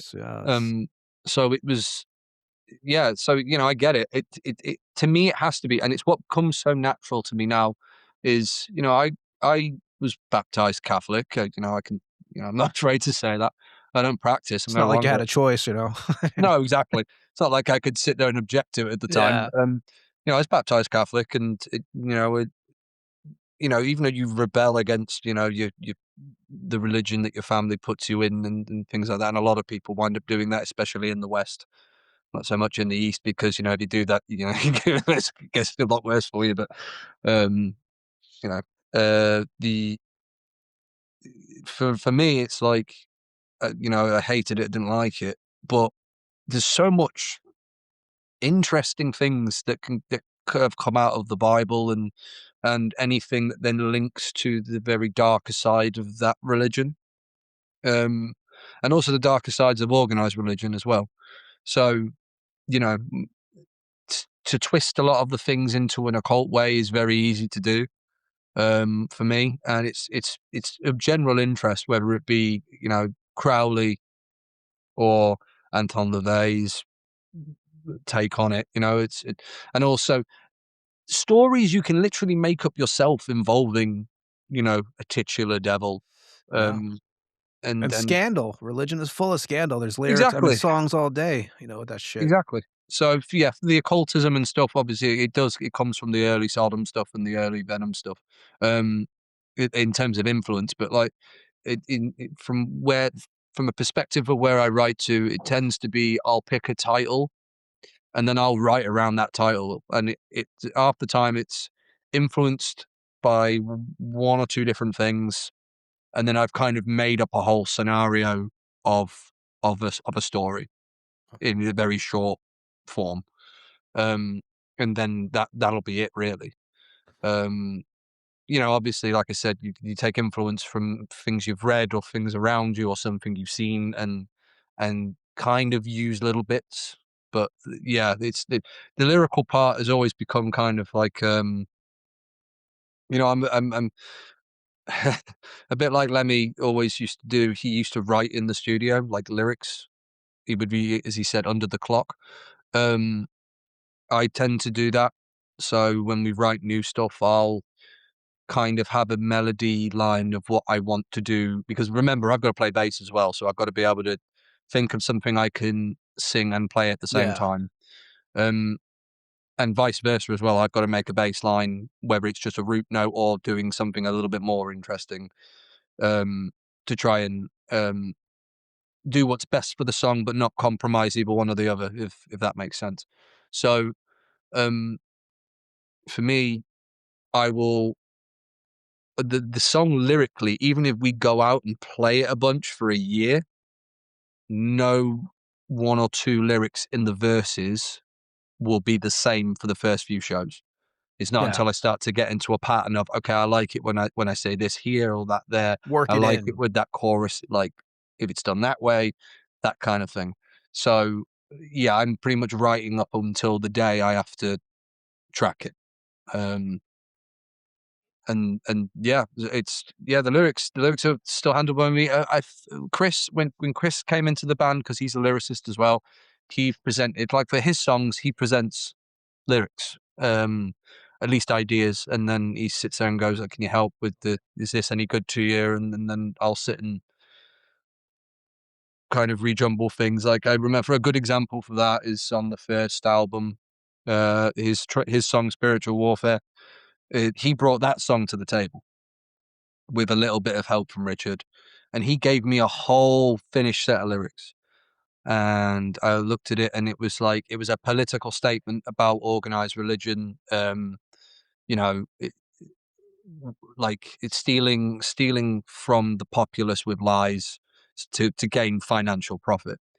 And I said to him, like, I like the idea, but what if we twist it to more of an occult way, where, you know, we're exchanging profit for profit kind of thing. So, you know, false prophets, false idols. Yeah. And then eventually we kind of got it down to a thing where it was an internal struggle between one person's faith system, which I related to a little bit, because obviously I struggled with my own personal faith, you know, where I disagreed completely wholeheartedly with the religion that I was baptized into. Like, and you know, in a way, part of me, you know, I wasn't brought up strict Catholic. You know, I didn't go to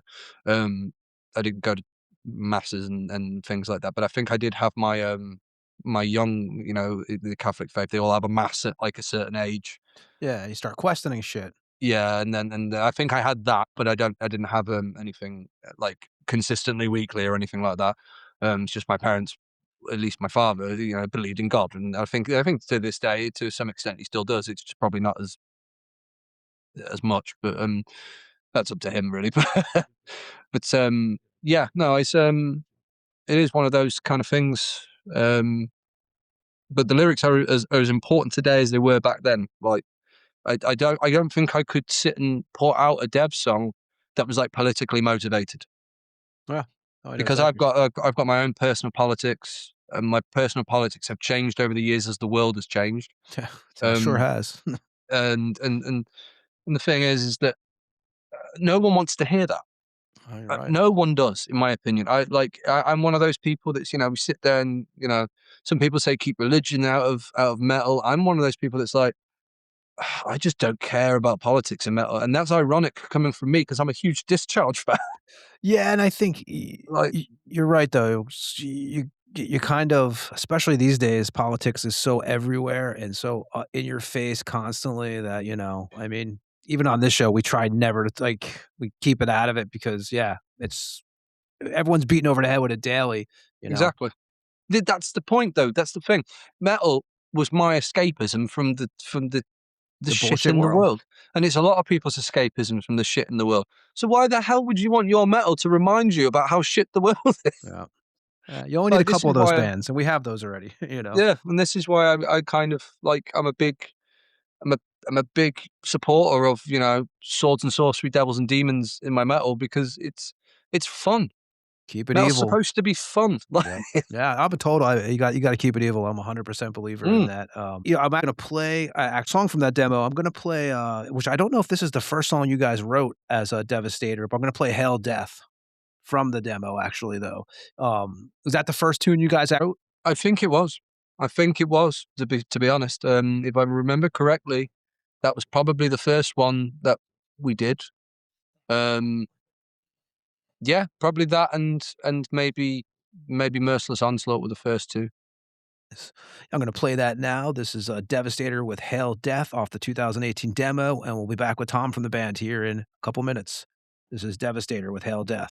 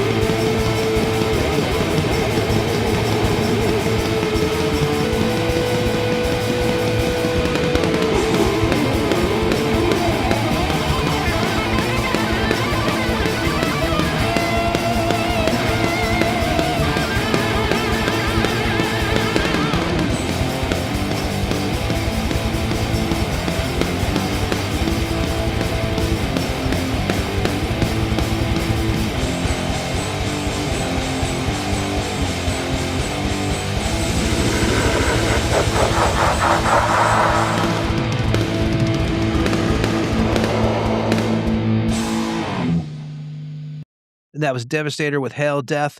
And I also want to mention 2018, rolling into that, you started a solo project up named Goat Witch, which I think we actually played Funeral in Your Mind earlier in the show. And I believe you handle everything in this band, right? You record everything. I think you program everything. What can you tell us about Goat Witch? So Goat Witch was born out of a necessity to create. So the best way to put it is at the end of a university course, you're expected to do something like a final project or a dissertation, which is a written thing. Because I did a bullshit university course. Because I did music. You're tasked to make a record, is what you're told to do. And then obviously a write up, and you've got to, the part of the creative side of it, you've got to basically explain why you've done what you've done. And then, they hand you a degree, and apparently that's okay. But Goat Witch was born out of that, because I was told, this is what you need to do. So I went, okay. Obviously I didn't just write, record, like I engineered, produced, I did the artwork, I did everything. And essentially, because I was doing dev at the time, I didn't want to do another thrash thing. I wanted to explore something else I really loved, which was Death Doom. And I hadn't done it. Originally it was kind of like I wanted to make the Death Doom a bit more stonerish, like a bit more Electric Wizard. Yeah, because I know you guys did a lot. Well, actually, I know you did an Electric Wizard covered on there also. Yeah. Funeralopolis, I think it was. And theme for Return of the Living Dead, which I have to give you props on. Yeah, 'Cause I'm a big fan of that. that only happened because I liked how it sounded really slow. So I Really? went, Yeah. I'll just put that on there then. I'll just make a thing for it. So I did. Are you a horror fan? I love the movie actually, so Yeah. My favorite movie like ever is The Exorcist. So yeah, it's a great one, man. but yeah, I'm a big horror fan. It used to terrify me when I was younger. I couldn't get on with them, but so it wasn't something that came to me when I was younger. It came to me more as an adult as I got into my my like 17, 18. I got very like obsessed with horror, and then I was getting every birthday it was like a DVD box set of like Hellraiser and Nightmare on Elm Street and all the classics. So are you more of like a psychological or like a slasher or Everything. Universal? Yeah, All of it. Like I can do pretty much everything up to like some of the newer stuff, which is a bit more artsy, like Midsommar and stuff like that. I can appreciate it, but I don't consider that sort of stuff horror. I think it's just because it's trying to use like not to take it off track or anything, but it's that's like trying to use like trauma as the horror, which I don't think that film really delivers that well on like a film like Hereditary does, where it has a visual and a narrative sense in a different way. But back on track with the thing, yeah. Mostly the classic horror stuff, like Hellraiser. the original and Texas, man, 74. I mean, you look at that film, not much blood, but it's still a gritty, nasty, gnarly film. I mean, Jaws too. Yeah, actually, Jaws used to bug me. I lived by the beach when I was a kid, so I still don't get in the ocean. Yeah. Still don't get in the ocean. Yeah, that definitely that was one for me. And with this album you did, so you're talking this was like a project, like you said. So that's where the first, which was called The Goat Witch, right? It was what was it, 8 tracks, which a couple of them we mentioned already. So that's where that came from then. Yeah. So yeah, it was literally born out of necessity to finish my degree, and ultimately, I didn't have to put it online, but I felt like I listened to it obviously religiously to make sure it was okay, and it got such a high grade for me that it wound up like On the Tampa Morgue. I wound up going like, well, I could maybe do more with this, so I'll put it online and see if anyone likes it. And I'm being totally objective and totally honest, it hasn't exactly blown the roof off of anything. It's just a fun thing to do, really. Will there be more? I don't know, man. Like, it's one of those things that I have to be inspired to do. And at the minute, a lot of my focus is just on dev. Like, a lot of my creativity just goes on dev. I've had other things that I've written and shelved that would never get away in dev by any stretch of the imagination. So, is it possible? Maybe, but time will tell. I think the last thing I did was the Funeral in Your Mind Rabid thing, which got kind of more autopsy vibes. And I think I actually whacked it. I took the fuzz off and I put a HM2 on it instead. So I kind of did like a Murder Squad, I guess. We played Funeral. Actually, we played that earlier tonight. So everybody who's heard that and knows Mm. exactly what you're talking about on that. And like you said, with Devastator, which we're going to see now, everything starts picking up. Because I know 2018, you guys are doing shows with Forgotten Remains, Blood Oath, Dark Room, Vomiter, just a shit, Necro Death, as you mentioned earlier, Severe Torture, Primal Holocaust. You guys are starting to do festivals, right? At this time, you guys are doing Darkness Over Derby. And this actually leads to, again, so 2019, you guys put out the live album. And the reason you guys put out the live album was this because you guys had so much live material sitting around, recordings and stuff? It was because we hadn't released anything since the demo, and we were a bit like, we had so much footage with decent audio, somewhat decent audio, I would say. At the time, we thought it was great audio, but somewhat decent audio that we could release our own bootleg. Do you know who released? Apparently, well, they say they didn't, but I don't believe them. Who released their own bootleg? Venom released their own bootleg. Yeah. So I thought it would be a cool idea, and I basically come up with the idea, and I asked the boys, and in our group conversations, as anyone listening to this will know, every band has them where a lot of memes get shared and fucking nothing gets done. But I sent the idea through to them, going, look, we've got this, this, and this. I could extract I could ask permission first from the people who have obviously taken all the footage, which I did, and I can do a tiny little bit of mastering on the audio just to try and see if I can get a level of consistency. And then we could put it out on Bandcamp like in a week. And they went, yeah, okay, then do it. So I even made the artwork of Chris from a photograph that was taken of him at a live show in where was it? I think it might have been Manchester. And that was it. And then it went out. And what the strange thing that did was it created this intrigue as to is a band that's only released a 3-song and intro track demo. They're putting and out all a of a live sudden album. they're firing out a live album with no material, no greatest promo. hits next. It's like we skipped a step. Yeah, it kind of worked for us a little bit, and it still creates intrigue now. Like people still ask about it, like why, and it was literally because we could. Look now, 2026, because that was 2019. Darkness Over Derby came out, and it's a little documentation of the early live gigs for you guys. It is. Some of them we do listen back and go like, damn. But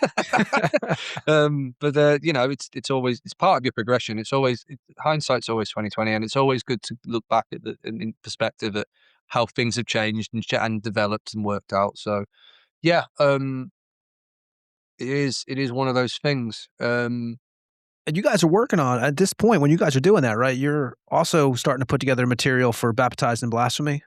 Well, Baptized in Blasphemy was our live set, pretty much. So you guys are at that time. So the way we went in when we recorded Baptized, we had no intentions of it coming out on the label. We had no I don't even remember if we had a conversation about if it was going to have a physical release. I don't remember. But what we did was we recorded it and tracked it, I think, in the same order as we would have played it live. So the track list of the album was our live set at that point in time. So you guys are getting to work the material in and basically get it all tightened up. I think that's why to this day that album still does so well. Because those songs were born on the road. They were so well road tested, in stark contrast to the stuff that wound up on the follow up, which was a bit more expansive, a little bit more experimental.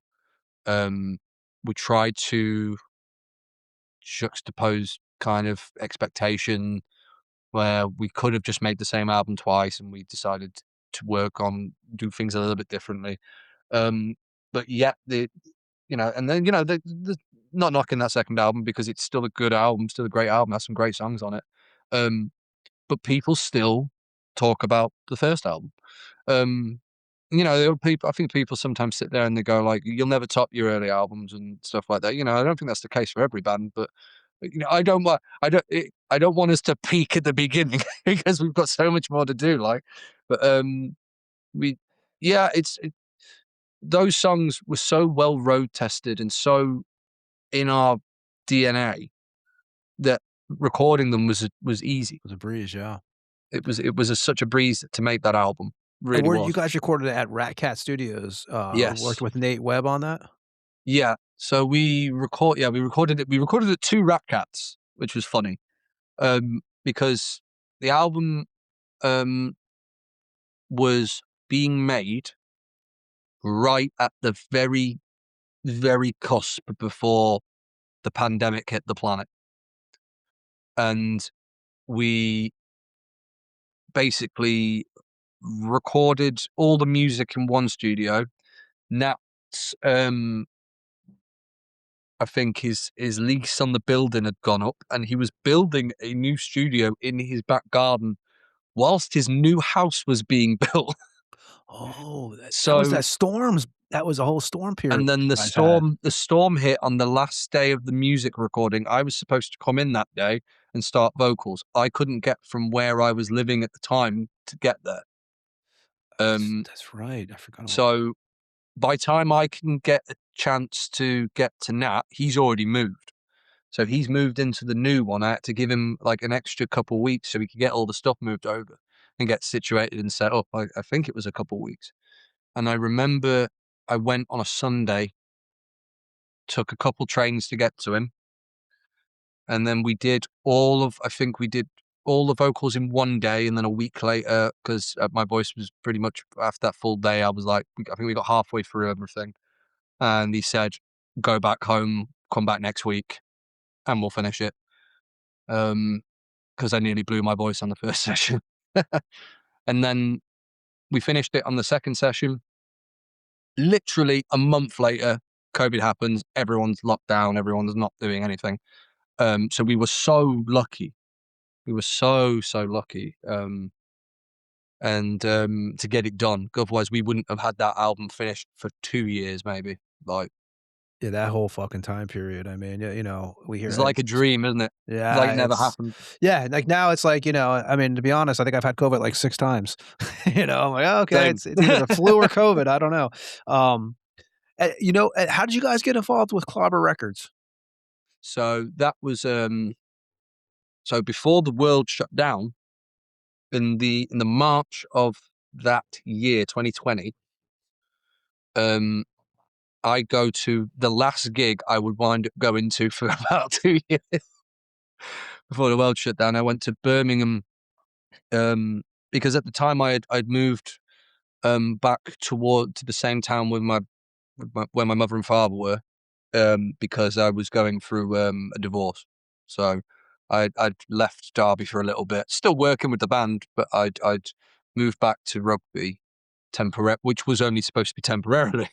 And I find out that some friends' bands, Abduction and Antra, are playing in Birmingham, which is only like a short train ride up the road from where I was living. So I went, I'll go see the guys and head down.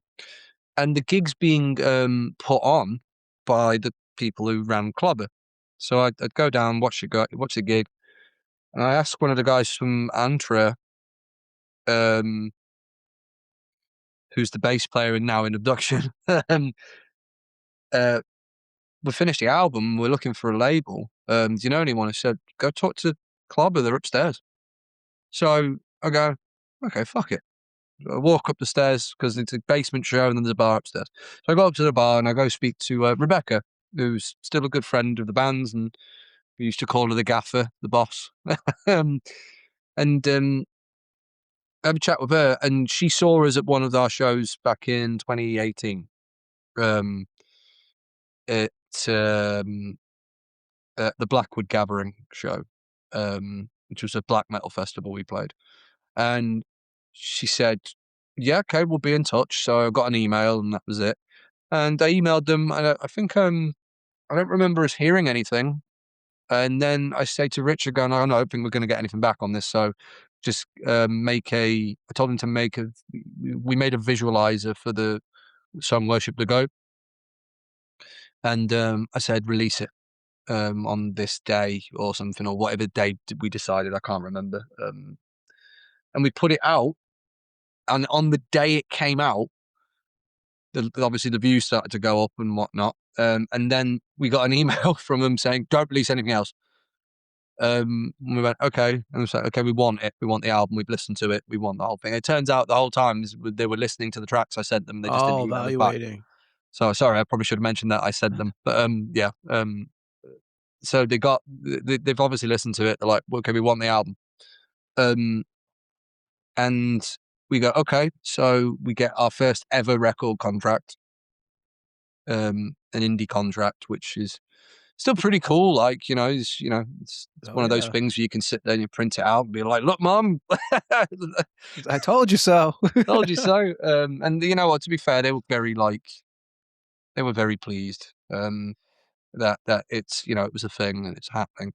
And obviously then the promo started, and you know, we were working with a PR company for the first time, and You we were guys did two doing, videos too for that. You guys did Hail Death and Howling Night, right? yes, yeah. Yeah, we did those two videos. I think Howling we literally was the first thing we could do post pandemic. Simply because we couldn't all be together in the same room. We knew we wanted to do a proper video after Hail because Richard did Hail on his own, using the library of live footage that we had captured on cameras of our own, and also other Yeah. cameras as well across the 2018 and 2019. Oh, that's right. Because Howling's it's in your band room. Did you guys do that? Howling, we travelled over to Norwich, where the guy who directed the video is from. Okay. And we did that in a rehearsal room, yeah. In the I don't remember what month we did it. I think it was like an obscenely hot May, and me and Jack, the drummer, were very hungover, and we went all the way we drove. Norwich is like a 3.5 hour journey, and we drove in the van in the stifling heat, in the same van that we drive around with today, which has no real AC. Yeah, we were sweating our balls off. And like sweating a hangover out as well. So some of those first early takes of doing that video in that room is just me like, no, we don't have Trying to video hang on. on. Don't have video on this, but I'm like, I've got to fucking stand it properly. Like, but yeah, it was a good shoot, that, and it wound up looking really good, because when we shot it, it looked nothing like it did in the video. Like, it looks like it's at night. It's it was certainly not at night. It was extremely bright in that room, which added to the hangover problem. I'm gonna play Howling Nights here in a second, actually, from the record. Yeah, it's it was the thing that really surprised us about the album, is the album's promotion was its reach, because it reached so far.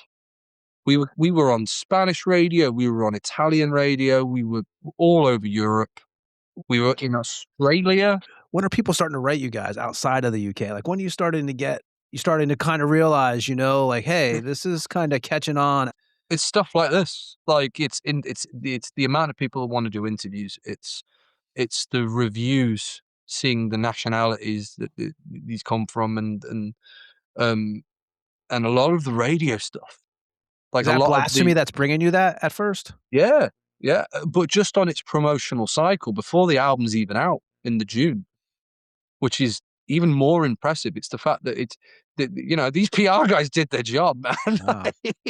Wow. When it came out in the June or the July, it was one of the two. I think it was the July. July 10th. I'm gonna play a track from that. For July 10th, 2020, it came out. You've got it. Yeah. When it came out in the summer, so I don't get it wrong. It went even further. Like, and then on the day it came out, the first press of the CD sold out on the day.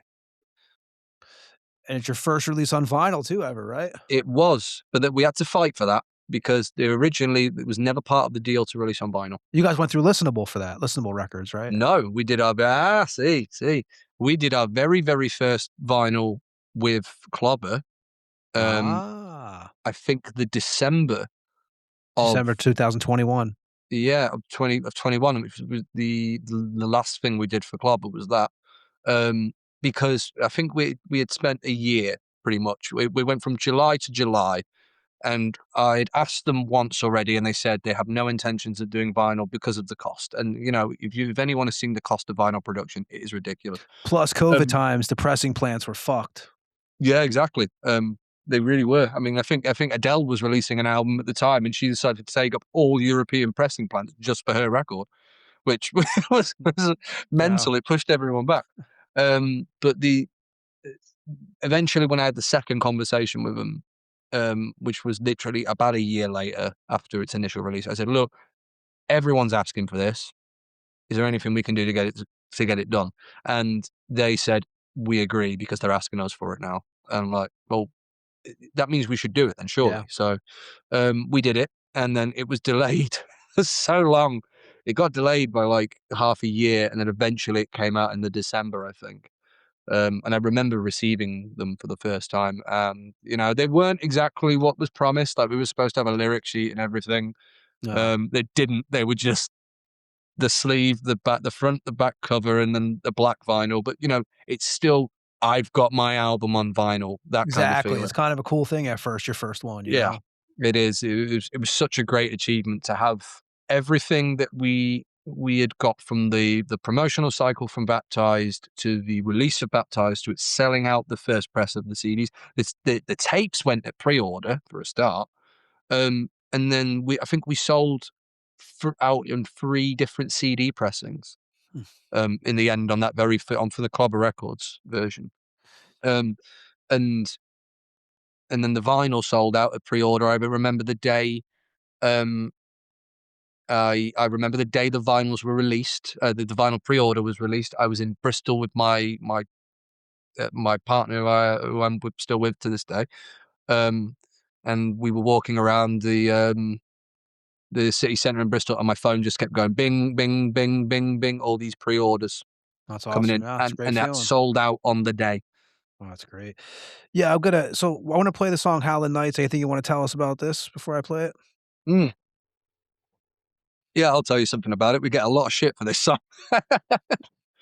So, you know, if anyone can read a YouTube comment section, they will know that we apparently ripped off Impaled Nazarene, which is what I'm told. Great band, too. Here's the thing, like, that I want to set the record straight on this, like, completely and utterly, and it'll be the last time I ever talk about it. The riffs from Howling Night, I wrote that song, okay? The riffs from Howling Night are a combination of Angel Dust by Venom and Over the Top by Motorhead, and I think Power from Hell by Onslaught. Now,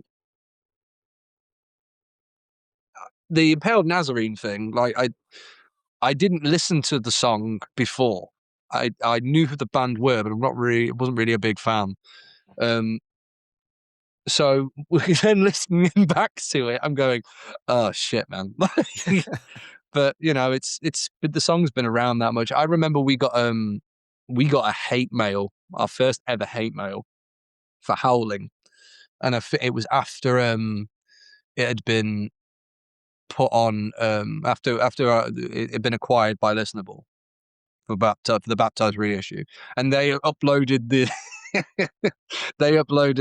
the video to their channel, and then we got some hate mail saying this guy like completely fucking going for us, and he was there going like, I wonder what my friend, insert the name of Impaled Nazarene singer here, I can't remember his name, would think about this if I showed him. Go like, he probably wouldn't give a shit.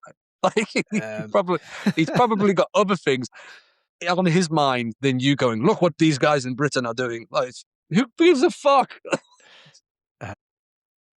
But yeah, like Howling's still a good song. Like it still gets some requests live. We don't play it a lot now because we've kind of moved away from this sort of simplistic black and roll kind of style. But we did it on the first tour of this year because the band that we were playing with, the singer wanted us to do it. So we went, okay, well, if we're going to do it, you're going to sing it. So we did it every night on the tour with him. So I was like, okay, fine.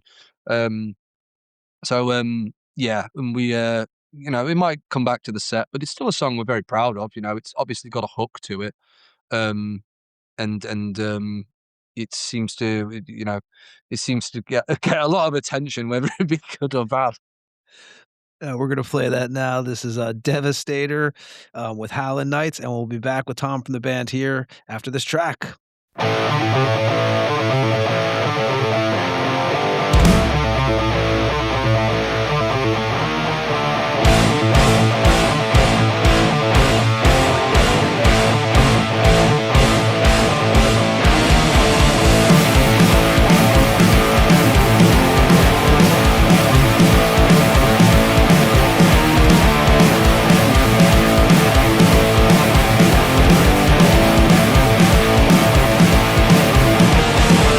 We're ready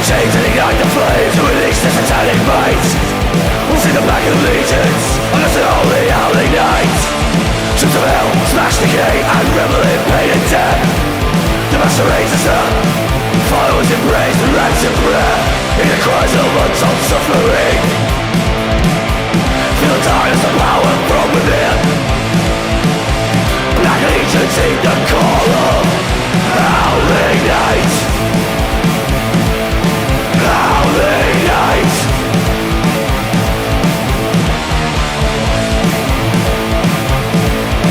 Howling night. The necromancer conjuring these armies of the dead. And the jealous legions rape the holy land ahead. Destroy all, leave the heavens burn in flames. Summon nothing, kill them all, till nothing left remains. In the cries of untold suffering, feel the darkness and power from within. Black legions heed the call of howling night. Howling night.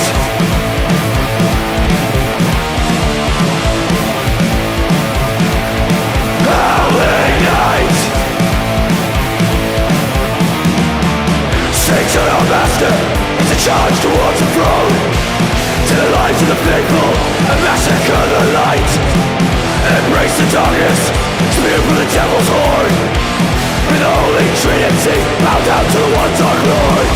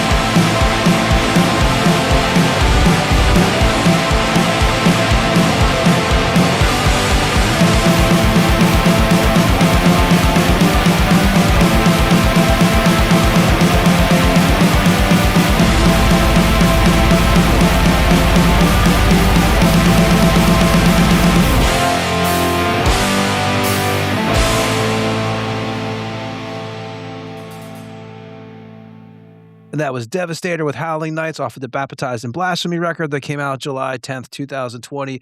And, we talked about obviously the COVID thing and everything. And you guys actually had the Blasphemy Over Britain tour, like a mini tour book that got canceled from that, from the COVID times, correct? Yeah. That got rebooked twice. And then we just went, fuck it. It's not going to happen. Well, when was the band's first official tour? Oh. First tour ever. I don't, because it was so hard for us to put a tour together, like a consistent, like day after day after day tour.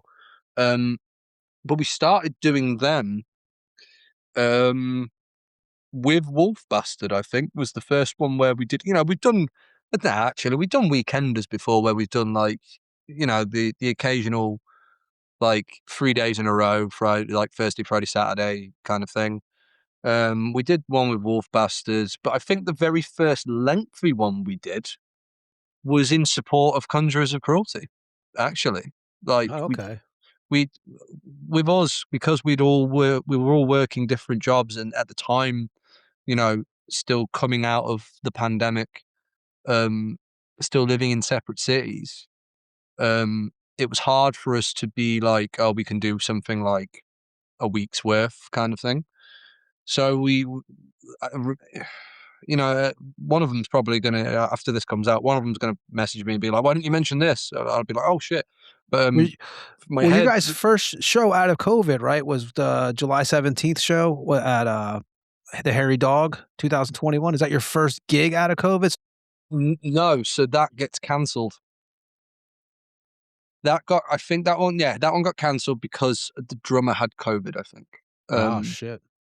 So we wound up, our first show out of COVID wound up being in Chesterfield, which is down the road from Derby anyway. Yeah, I remember it actually because it was the first time that wasn't too far after that one. I think that was like a week or two after that. He just needed like that 2 weeks to get over COVID. And we wound up doing that show. It was kind of very liberating because it was the first time, other than rehearsals, that we'd actually been all together and playing properly, but also had been like playing these songs to an audience for like with a bit more power and a bit more, it's hard to describe, with a bit more oomph to them because they were finally out. They were out, as recorded media, and they've been streamed and listened to and watched online and whatnot. And they weren't just songs in a Devastator set. We were playing the Baptizes and Blasphemy album, as a thing post release. So yeah, that was the first show, and then after that, damn, it's so long ago now. So your festivals start, right? First festival appearances are what you guys are doing. Northern Darkness Fest, I think that was 2021. Yep. You guys are doing obviously Bloodstock in 2022, which we mentioned about your parents coming out to, which was the largest show you guys played. You guys also played the Underworld with Blitzkrieg, which is your first time playing the Underworld. That was a great one. Yeah, how was that for you? That's an historical. So the 2022 year was a bit of a whirlwind because we were still obviously promoting Baptized. It was still working on that kind of run. Not really. We had like some kind of plans for a follow up, but we didn't really have much. We were all individually writing at this point. So obviously we start with we get a kind of like a little bit of a deal with a company called Unearthed Music from around here, and they had been around for a while, but they were only doing metalcore, and we were like, we don't want to work with metalcore people because they're not going to know what we're going to want really. Yeah. So we wanted like black metal shows and thrash metal shows and extreme metal shows. So we kind of did like arrogantly dismissed them, which was a bit of a silly thing to do really. But they'd hired the singer of Abduction as an agent. Abduction, UK black metal band, and we went, well, this could be a thing. So the singer of Abduction, Phil, he says, you guys are going to be my first pick to take care of, to be an agent for. And we go, okay, yeah, cool, let's do it. So we're like, fine. And we're on our way to, no, this was for Blitzkrieg. We were doing, we were sat at home, I remember, yeah. I was at home, and I got a text message saying, like, you've been offered Bloodstock 2022. And I was like, this is a joke. And he goes, no, this is my first thing for you, and it's Bloodstock 2022. You're being offered it. And I went, because it's a festival that I had attended since 2015 as a fan, and had been going every year pretty much up to that point, minus the year it got cancelled because of COVID in 2020. So I was, we were over the moon. It was completely surreal. And then when the announcement made it broke the internet in our small little circle of things going on. And it was like a proper triumph. And then we were doing the run up to Bloodstock, which was, a series of shows to kind of prepare for that big one. And we were on our way to a festival like a little like a day festival, and it was in a biker's bar in Colville, and I get a text message from Phil again going like, so after Bloodstock, do you want to do the Underworld in London? I was like, yes, absolutely, great venue. And he said, it's going to be with Exciter. And I went, do you mean Canadian Exciter? He went, yes, Canadian Exciter. And he said, and Blitzkrieg. And I went, what, the Nwabban band Blitzkrieg? Yes, the Nwabban band Blitzkrieg. And then he started listing going schizophrenia and all this. And I was like, fuck, okay, yeah, let's do it. And, you know, like you ask like how that show was. You know, Dolan came out to that show. Fucking Bill Steer from Carcass came out to that show. Man. Fucking Ben Ward from Orange Goblin came to that show. Who else? There was members of Destroyer 666 at that show. Like it was fucking wild, man. Like, you couldn't move for like seeing people. And you know, I've been to London shows before and stuff like that. But you're on the bill with them, and obviously, you know, Exciter's there. Met Daniel DK, who's now a big supporter of Dev. Met him for the first time. Met the guys from Schizo, and we're very happy to be doing shows with them again, because that was the last time we saw them. Haven't seen them like in person since. So we're looking forward to that. But yeah, no, that show was insane, and I nearly got kicked out of the venue because I stage dived off the stage when Exciter was playing because they kicked into Iron Fist. Oh. So, and like I'm playing the gig and I've got, you know, special gold wristband like a poncy fucking artist, and like, and it's like the security is like, no diving, and I'm like, what do you mean? Like I played. Do you look at where you guys are at now and all these festivals you guys are playing a shitload of, and it's getting, as the years go on, it's getting to be more and more, you know, do you look back ever and say, holy shit, man, you look at the gig posters, you're on with some of these bands that you grew up being a fan of from, you know, the early days of the band. Yeah, we said this kind of somewhat recently, I guess, back in December when the boys did an interview for Bloodstock, when we were at the Winter Gathering with Venom. I think they said something along the lines that, like, at no point, at any point, did we ever sit there and think like, we'd be doing what we've been doing. The fact that we've gotten this far is quite frankly immoral. Like, it's ridiculous. It's the fact that we've been getting away with it. It's insane. But you know, there's people that genuinely like it. They love it. Like it's and it's it's a very rewarding feeling. You know, I you know, not knocking any of our efforts or anything, or just calling it dumb luck. But sometimes you know you got to sit there and think, how fucking lucky have we been? Because you know, there's millions of bands in the world now. Millions, especially now, right? There is just yeah. There's tons of bands. I mean, and the fact that we get we've had the rub from, you know, cool guys like we've had the rub from Fenris, from Dark Throne, like that's Tony Dolan, like you said. I mean, Dolan, you know, yeah, it's, like yeah, it's all these cool people who've been like, yeah, top shit, excellent, and you know, and people like Dolan giving us the opportunity to go out and go play shows with them, and you know, steal some of their audience. Like, but yeah, no, it's definitely, it's one of those things I still sit there and go like, it's almost like you've got imposter syndrome, like, like you kind of sit there and go like, how did this happen? yeah, and again, and things are only going up for you guys. You already have dates booked for this year, as we were talking about earlier. You know, I mean, and you guys go into, which actually, you know what, I'm gonna play because so we're gonna talk about a little bit about the Conjurers of Cruelty record. I'll let you say, is it Walpurgisnacht? How would I say this name? Walpurgisnacht. It means witch's night in German. Walpurgisnacht. Okay, so we're gonna play Walpurgisnacht from Devastator, and so yeah, so and it's explain what the song is. So the actual night takes place in the calendar. You know, it's debated, but the actual night takes place in, I think, April, and it was basically just a celebration. It's like It's like witches. It's like witches' Christmas, basically. It's a celebratory night in the old Christian calendar.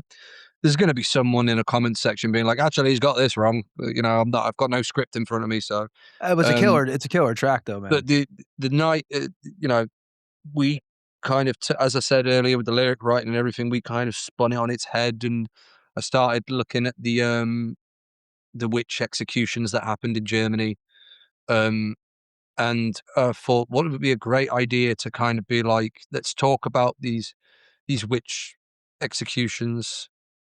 I can't remember. You know what? It's my own lyric, and I can't even remember the opening line. But I literally put the date in the opening line. And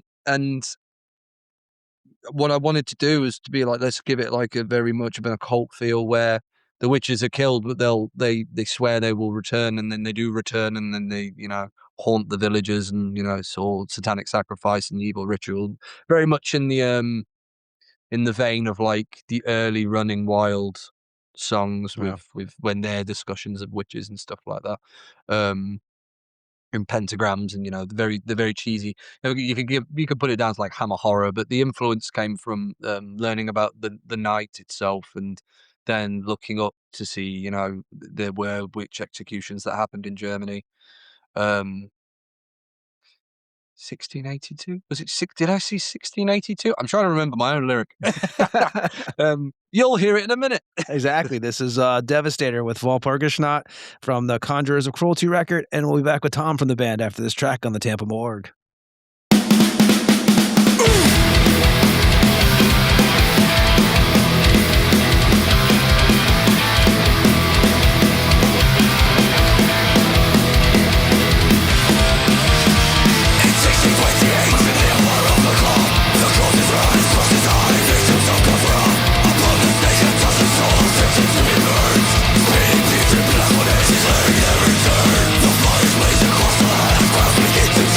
But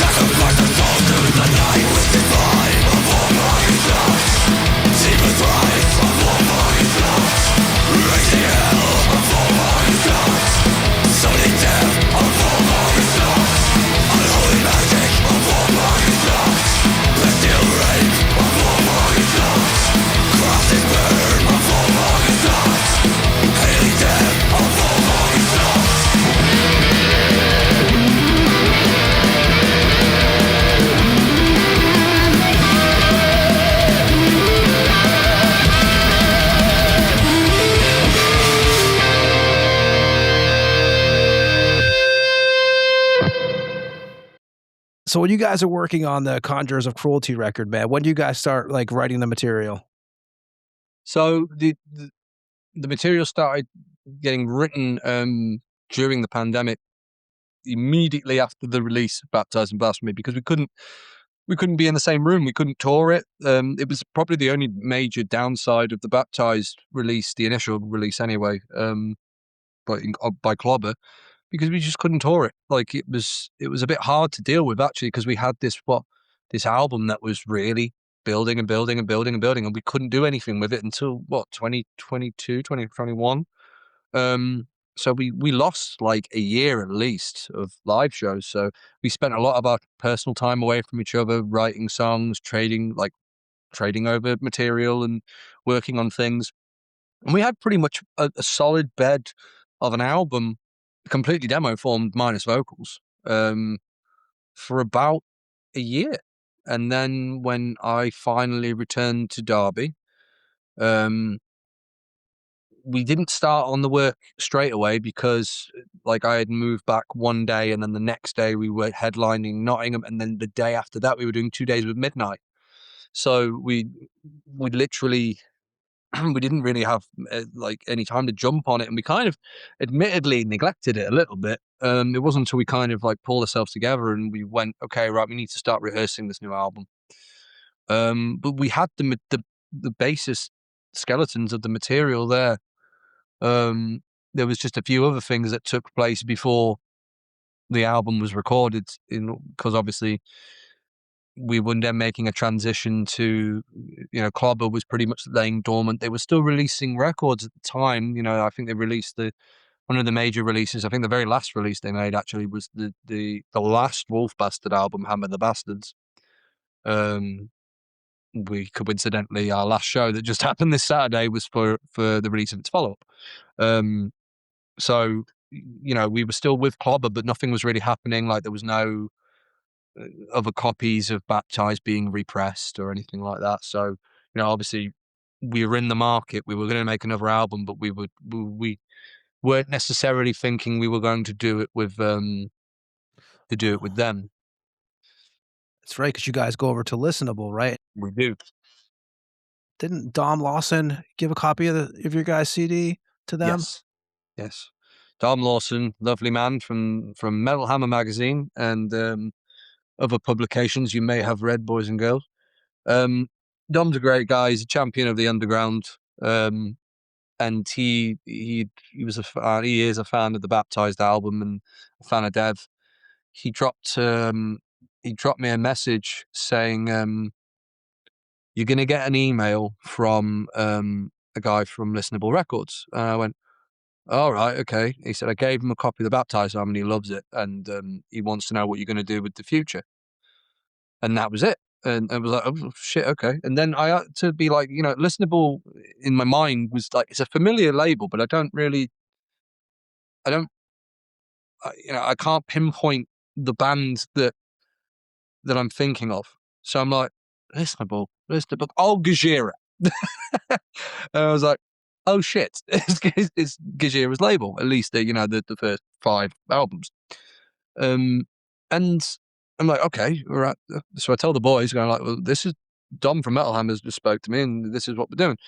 And they go, oh shit, okay, so let's wait for this email. And then we get this email. It's very casual to begin with, as I think most.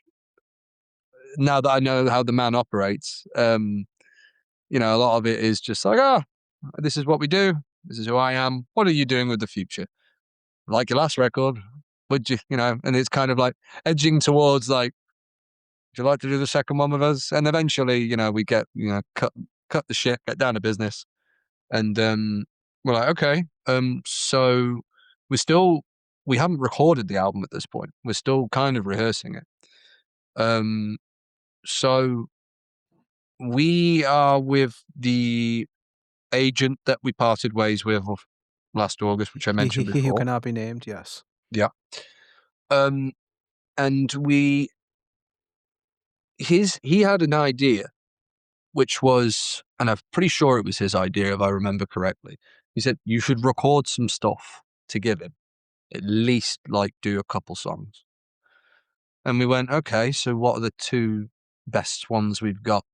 And that's where the Death Forever and the Liar in Wait singles came from, because we needed something to show the label what direction we were kind of going in and how it was going to sound.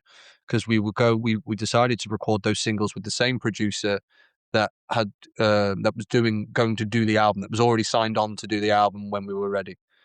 So we went in and did those singles in the March of 23, I think. And then we gave them to them, and on the basis of those two singles, they signed the band. However, it came with a caveat. If they get the second album, they want the rights to the first album. Ah. So we go, oh shit, okay. So we don't know really, because when we signed our first deal with Quabba, we were young. We don't really know what our rights are. Read your contracts, ladies and gentlemen. Then you might know more. Lucky for us, Rebecca and Jaff are great people, and I was very, we went to them. I sent them an email, and I was very honest about it and say, look, this is what we're doing. This is what they've asked for. Can we get the rights to the record? And they said, your contract has been revolving every year, and it's just been revolving. So you've been able to leave anytime you want. Nice. The rights are yours. Like, that's it. We don't take anything. So we went, okay, so respectfully, we will end the contract now, and we'll take the rights back. And then they just gave us everything. I think they had like a short window where they had to sell all of their copies if they could, if they had any left. Which I don't think they did anyway. But other than that, that was it. That was the only minor business legal detail part. But yeah, they were very gracious and gave us the stuff back, and then that was it. I remember getting the email with the contracts for all of us, and that was it. Signed, sealed, delivered. We literally printed the motherfucker off and all signed it together, like, the proper, this is the first big one. Exactly. That's why you got to do it. There's a lot of pride from every member of the band's parents at that point, go like, oh no, we thought the first one was okay. This is like this is the big one now. They're really doing it, these son of a bitches. They're like, and you mentioned the little bit of a sound difference too, when from Blasphemy to the next record, you start seeing, like, obviously you have the Sodom influence, the Motorhead, still the Venom, but you also have some Brazilian thrash kind of thing going on there a little bit. It was intentional. Yeah, no. So the thing is that the songs on Conjurers went through such a strange evolution, because we'd been sat on them for ages. We'd been sat on them for pandemics. Some of them were that old, and as we started to sit with them, listen to them, leave them for a bit, come back to them a month later, listen to them again, and then start to tweak and change, just separate from each other at home. By the time we got into the studio, into the rehearsal studio, at least, we were changing stuff. We were extending things. We were adding very melancholic, darker melodies, making things sound a little bit more epic in places. And I to me, where my mindset was with it is that I think we made like an album that you could say, if Dissection and Necrophobic were a thrash metal band, that's where it was coming from. Obviously, you mentioned the Brazilian thing on the Bestial Rights. That was completely intentional as a love letter to I kind of figured so, yeah. to early Sepultura and Sarcophago. That's a different studio you guys record at, right? On that one, you guys go into, what is it? God Hand Initiative. Yeah, so originally called the God Hand Initiative, now just called God Hand Studios, somewhere we still frequent. With Ben Gaines, known as the Audio Mage,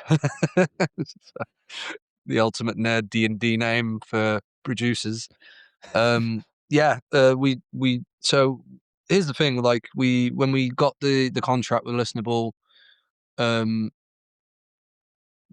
think we knew instinctively we weren't going to go back to Rat Cat, and it wasn't anything against Nat or anything.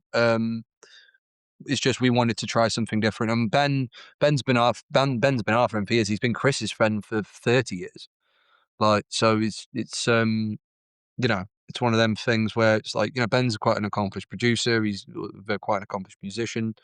And he has a studio, which is, pretty fucking cool. So like, let's give it a go. Let's see if they can organize a budget and do all that, grisly shit underneath. So naturally, I think the sound, Ben will do what essentially we ask him to do, but he'll also give his opinion and what he thinks we should do and what we should try.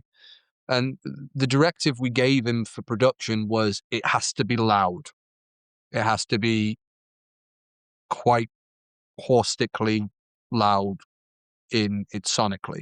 And ultimately what we came out with was a master that was actually, when you listen to those tracks, if you put them on shuffle in a playlist with other people's productions, ours is just dead loud and you have to turn your fucking device down. But yeah, it was, we enjoy working at Godham because one, it's situated in the middle of Derby city centre. I can walk to it from where I am right now.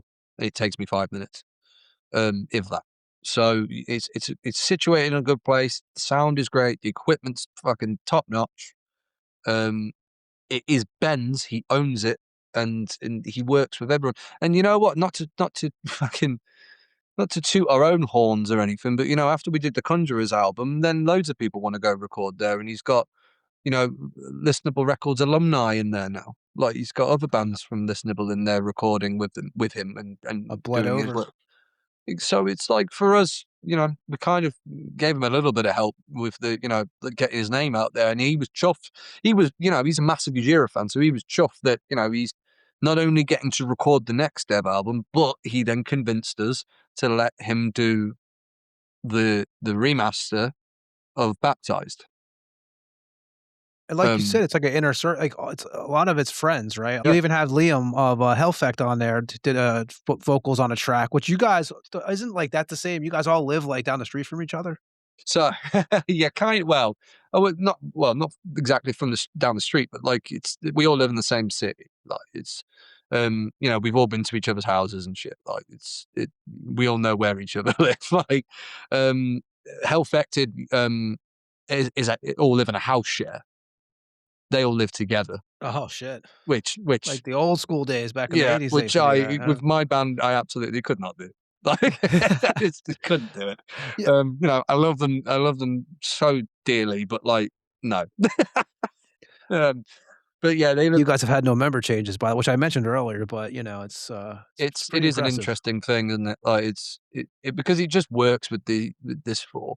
I'm not saying like, I'll never air any dirty laundry in public, but like, it's not. We're not saying that we've never had a fight. We've had some fucking fights, but like, it's always over trivial shit in the end. Like, and what we're good at is that we were friends before this. Yeah. So we know how each other think quite well, and we've spent enough time together to really understand what makes each person tick, what makes them happy, and what pisses them off, sometimes to their detriment, because it means that they're easy to wind up, if you know what I mean. Easy to kind of like jab an elbow in, if you like. But no, I think that us staying together after nearly 10 years is kind of a testament to the way that we work, and our this is going to sound really cheesy, but like our kind of core friendship. And our understanding of each other, because we've said, like, at this point, and we said it in other interviews, we can't really see doing this with other people. Like, if one person was to leave permanently, like, we've had stand-ins for members before where we've got to play live, but it's like, that's fine. Like, the stand-ins are okay, but it's like, we don't really see it in our heads how we could do it with if one person left or whatever, you know. And let's hope that day doesn't come. Is it easy for you guys to write together because you guys know exactly what you kind of like what you guys are thinking? Like you kind of know what Chris is going to think, or you kind of know what Rich is going to think. Yes, 100%. The thing is, like, when I do demos, I try to set, you know, Jack will laugh if he listens to this because he'll be like, no, you fucking don't. But like, I try to make like test drums on demos similar to what he would do, or at least kind of close, just to try and give him an idea of where I would want a change to be or an accent to be or whatever.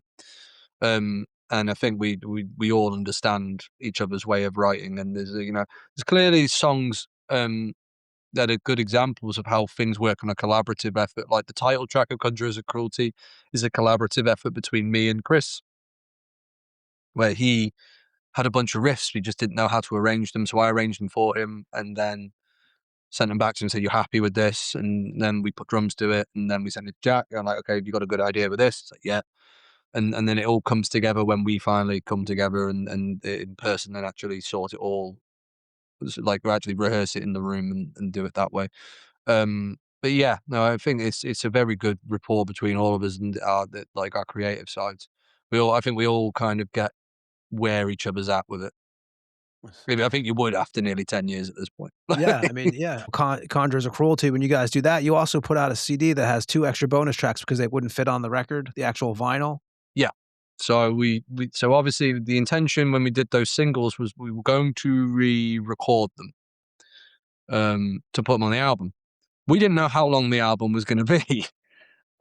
So when it came to it, the label came back to us and said, "Your album's too long. We can't put it on one 12-inch vinyl." And we went, "Shit, okay." And at the time, they didn't have the capacity in whatever printing press they were using, printing plant, to do like a 7-inch to go with it. That wasn't an option. So they said, "You're going to have to at least lose 2 tracks." So we went, well, the obvious ones are the re-recorded ones then. So they wound up being CD bonus tracks. The only reason they wound up being that way was simply because they couldn't fit on the vinyl. Okay. They were on every other version. In fact, no, I think we decided just to make them CD bonus tracks in the end because of just to give it some kind of exclusivity.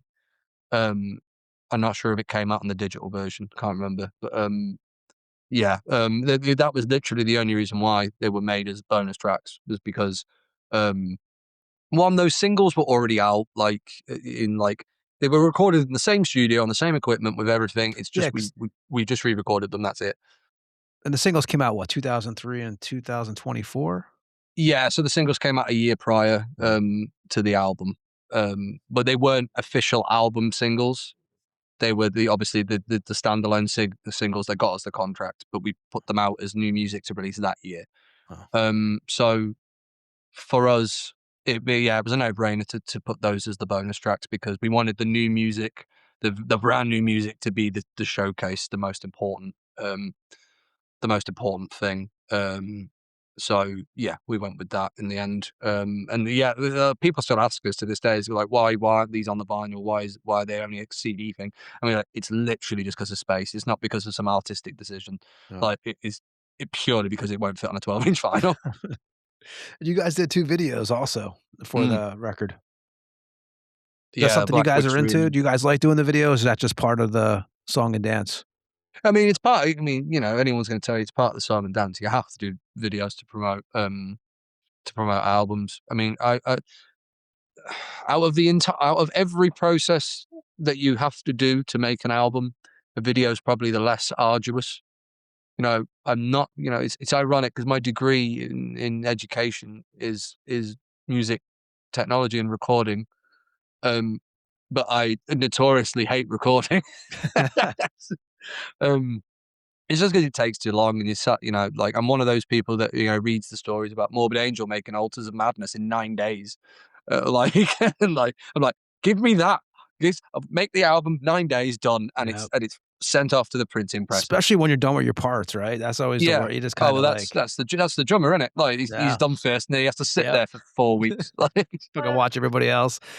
You know, where does one get a scythe too for the for for the Black Witchery video? Where do you get this? Did you create this yourself, or where does one find this? No, so we had this question literally just this weekend at the show.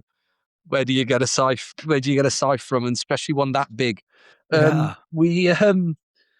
I had seen on I guess Pinterest is an American thing, isn't it? Yeah, I do know this. Yeah, actually.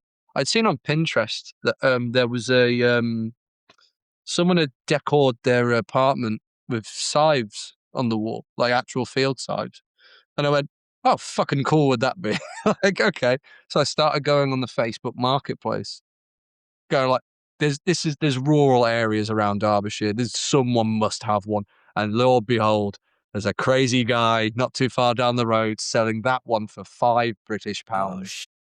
So I'm like, I'm buying this scythe. I'm buying this fucking scythe. And the guy's like, it's got a bit of woodworm, but you can kill that off. I'm like, okay, all right. So I'm like, I can't believe I'm going all the way to this guy's house to buy a scythe to put in my apartment. I was gonna say, where do you keep the scythe now? In the video, you just hang it up in your place, right? It's not in the place now because it's still in the van, in the trailer where we keep the equipment. But normally it would be behind me. That's what this big empty space is. Ah, shit. Okay. You can't see that, listeners. But Yes. It would be where this big empty space is under behind the Venom me. posters.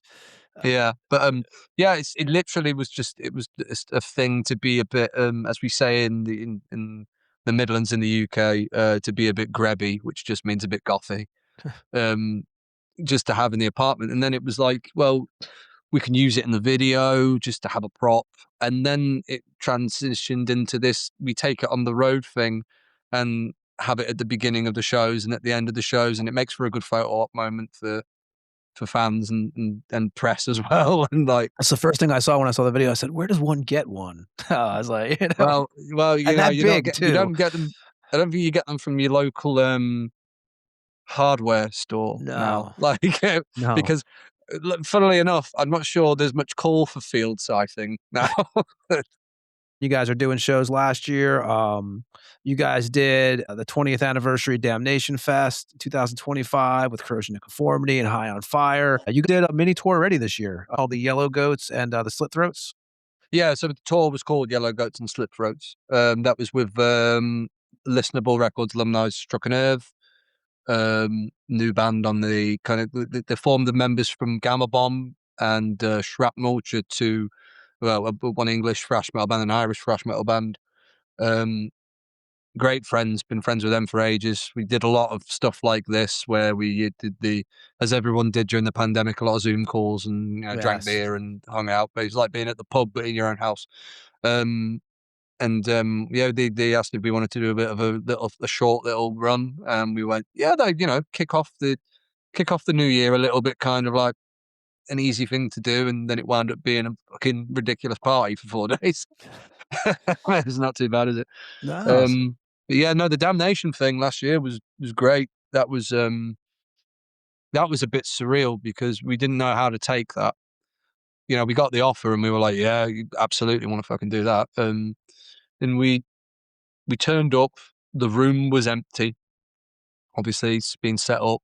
Walking around, just going, this is fucking huge. It reminded us of when we did the F&R in Eindhoven after the release of Conjurers of Cruelty, which was, post Bloodstock, our biggest show. What was the biggest show you've ever played? Was it? I think it was either Damnation or it was the F&R, but I'm not entirely sure. Damnation was, I think Damnation, I was told Damnation was 2,000 people. I think, and I'm not sure what the size of the F&R was, because the thing is with the F&R show in Eindhoven, when we were on the stage, it didn't feel as big. When we were watching Midnight headline at the end of the night from the back, it was massive. Yeah. So we were like, fuck me, we did this, didn't we? But we got a photo, we saw a photo from the festival organizer at Damnation. We were the first band on at Damnation, and the room was full. and it was I got told by one of the guys backstage that it was over 2,000 people, just in that one room alone. Okay. And I was like, damn, because I don't know what the body count was for Bloodstock, but I think that must have been like 1,000 and just maybe shy of 2,000, because that was in a tent. Yes. Maybe, but like I'm not sure. Like it's, that's still, for a band of our size, that number's pretty good, for especially if you consider that Damnation with the first band on, and it's midday That's of a very long day that doesn't finish till 11:30 at night, indoors with four stages. It's festivals can be quite fucking arduous things to do if you're there all day, especially with the walking around and back and forth and the drinking and the whatnot. So to be the first on and to have that much interest, that surprised us, because we clashed with someone as well. oh, So really? we were like, You guys we did the clashed whole- with a band literally next door in the next room, and we were like, shit, like we still did pretty good, like like that's we did way over expectations. So we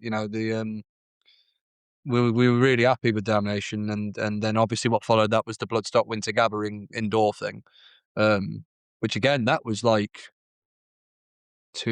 that must have been like I think that was 1,700 or something, 1,600 maybe. Can't complain about that. No, it's a decent numbers for your last 2 gigs of the year, aren't they? Exactly. 2026. Are you guys even thinking about a next record, or is there songs written? Yeah.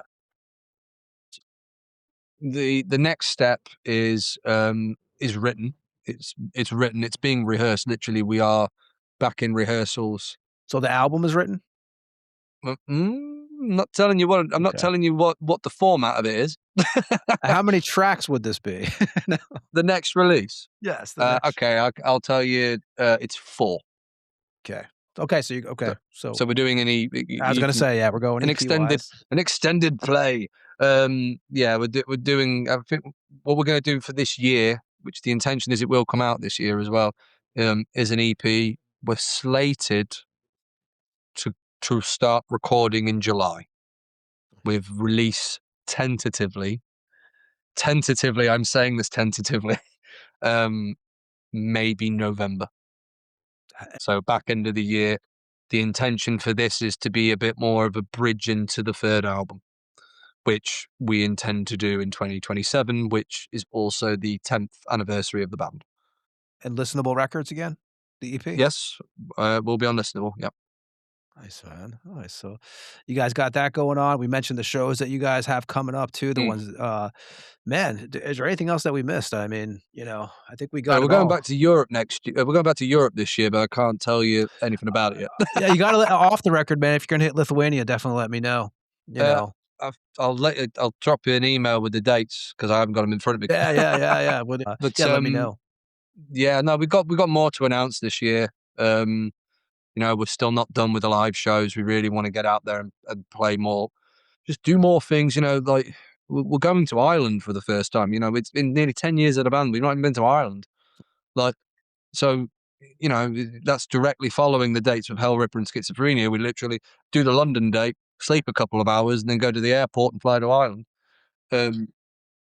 Getting this EP out, are you kind of looking forward to move on from the Conjurers? I think some of us feel that way. I think that, internally there was a bit of a discussion about what should we do next. Should we move on to an album, to do an EP, and then we liaise with the label as well. And it was like, well,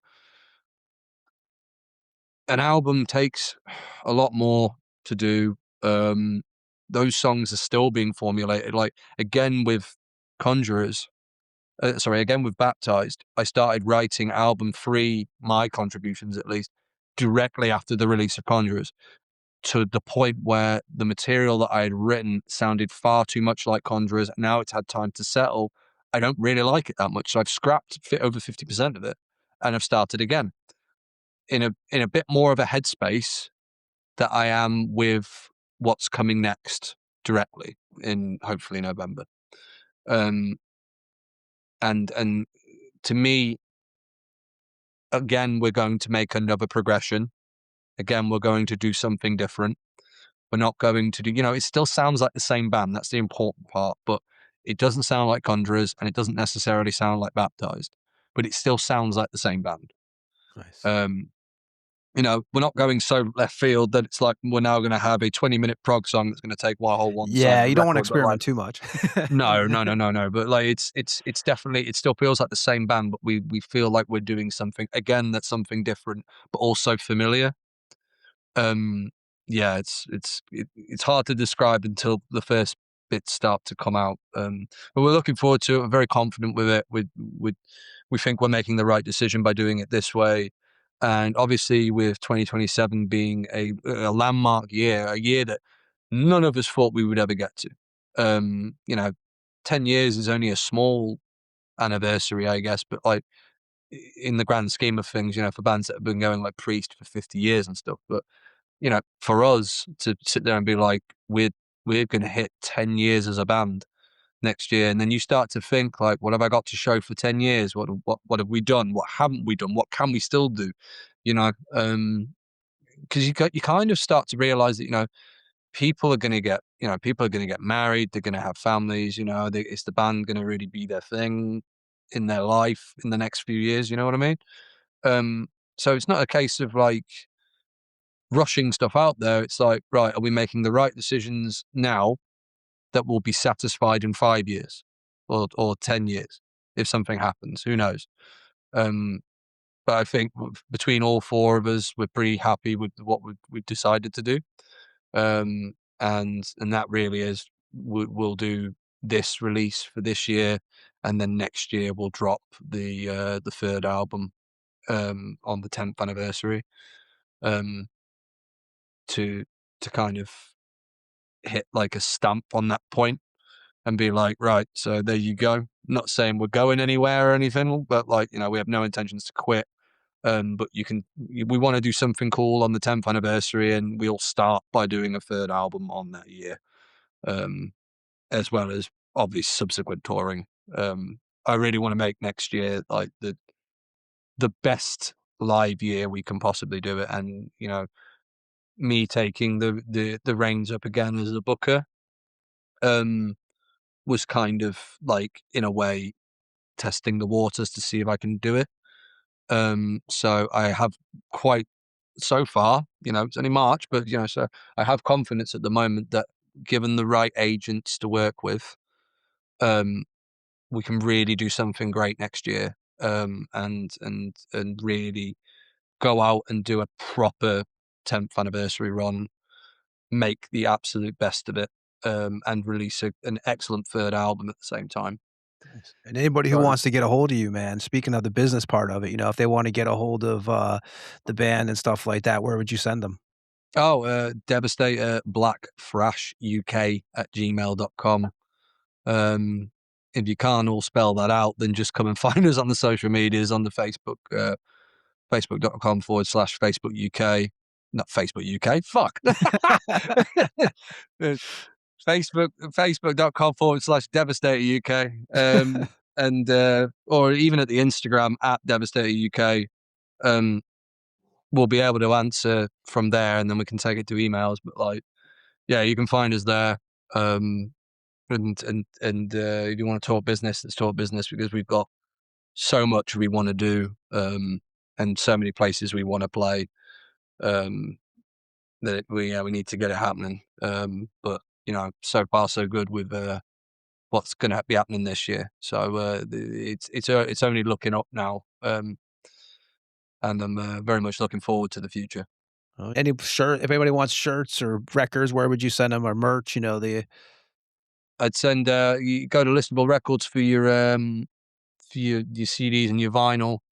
For shirts, at the minute we're in a transition of moving web stores, but for Europe and rest of the world in the US, you can go over to Fury Merchandise. They're based out in Czech Republic, but they ship worldwide. So you can get some cool designs from there, from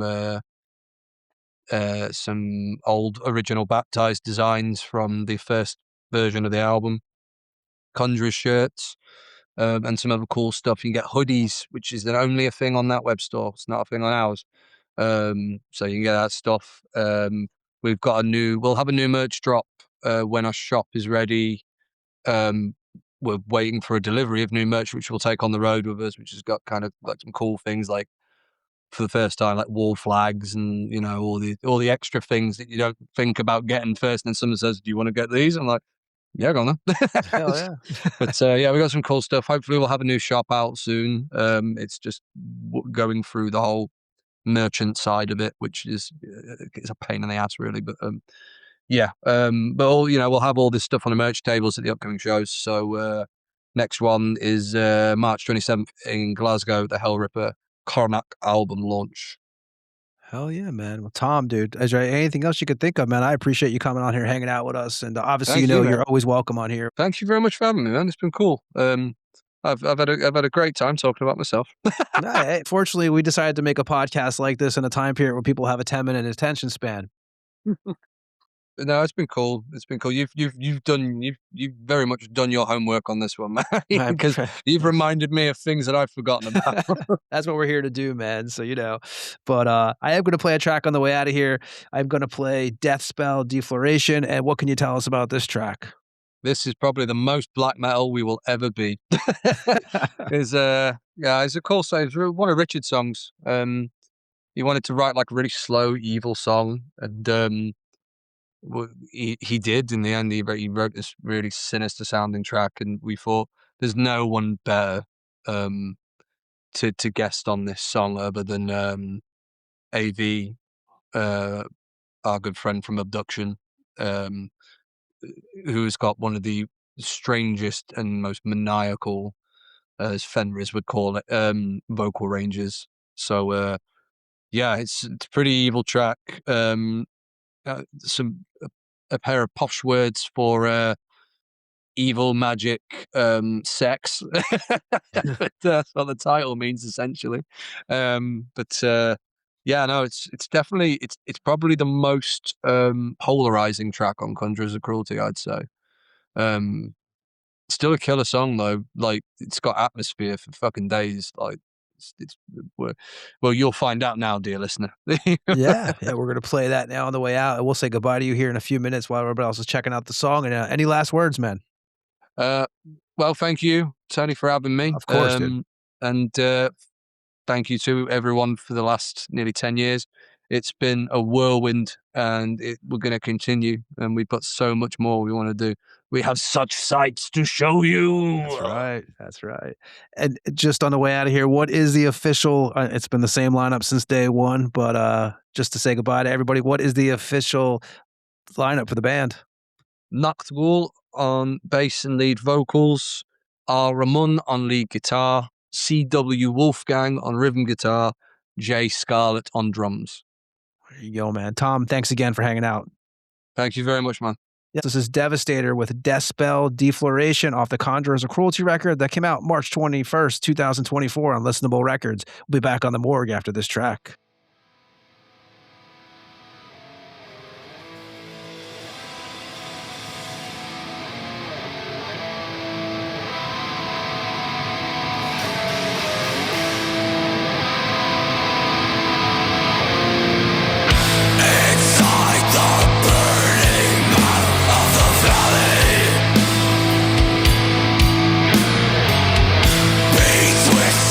Blazing gaze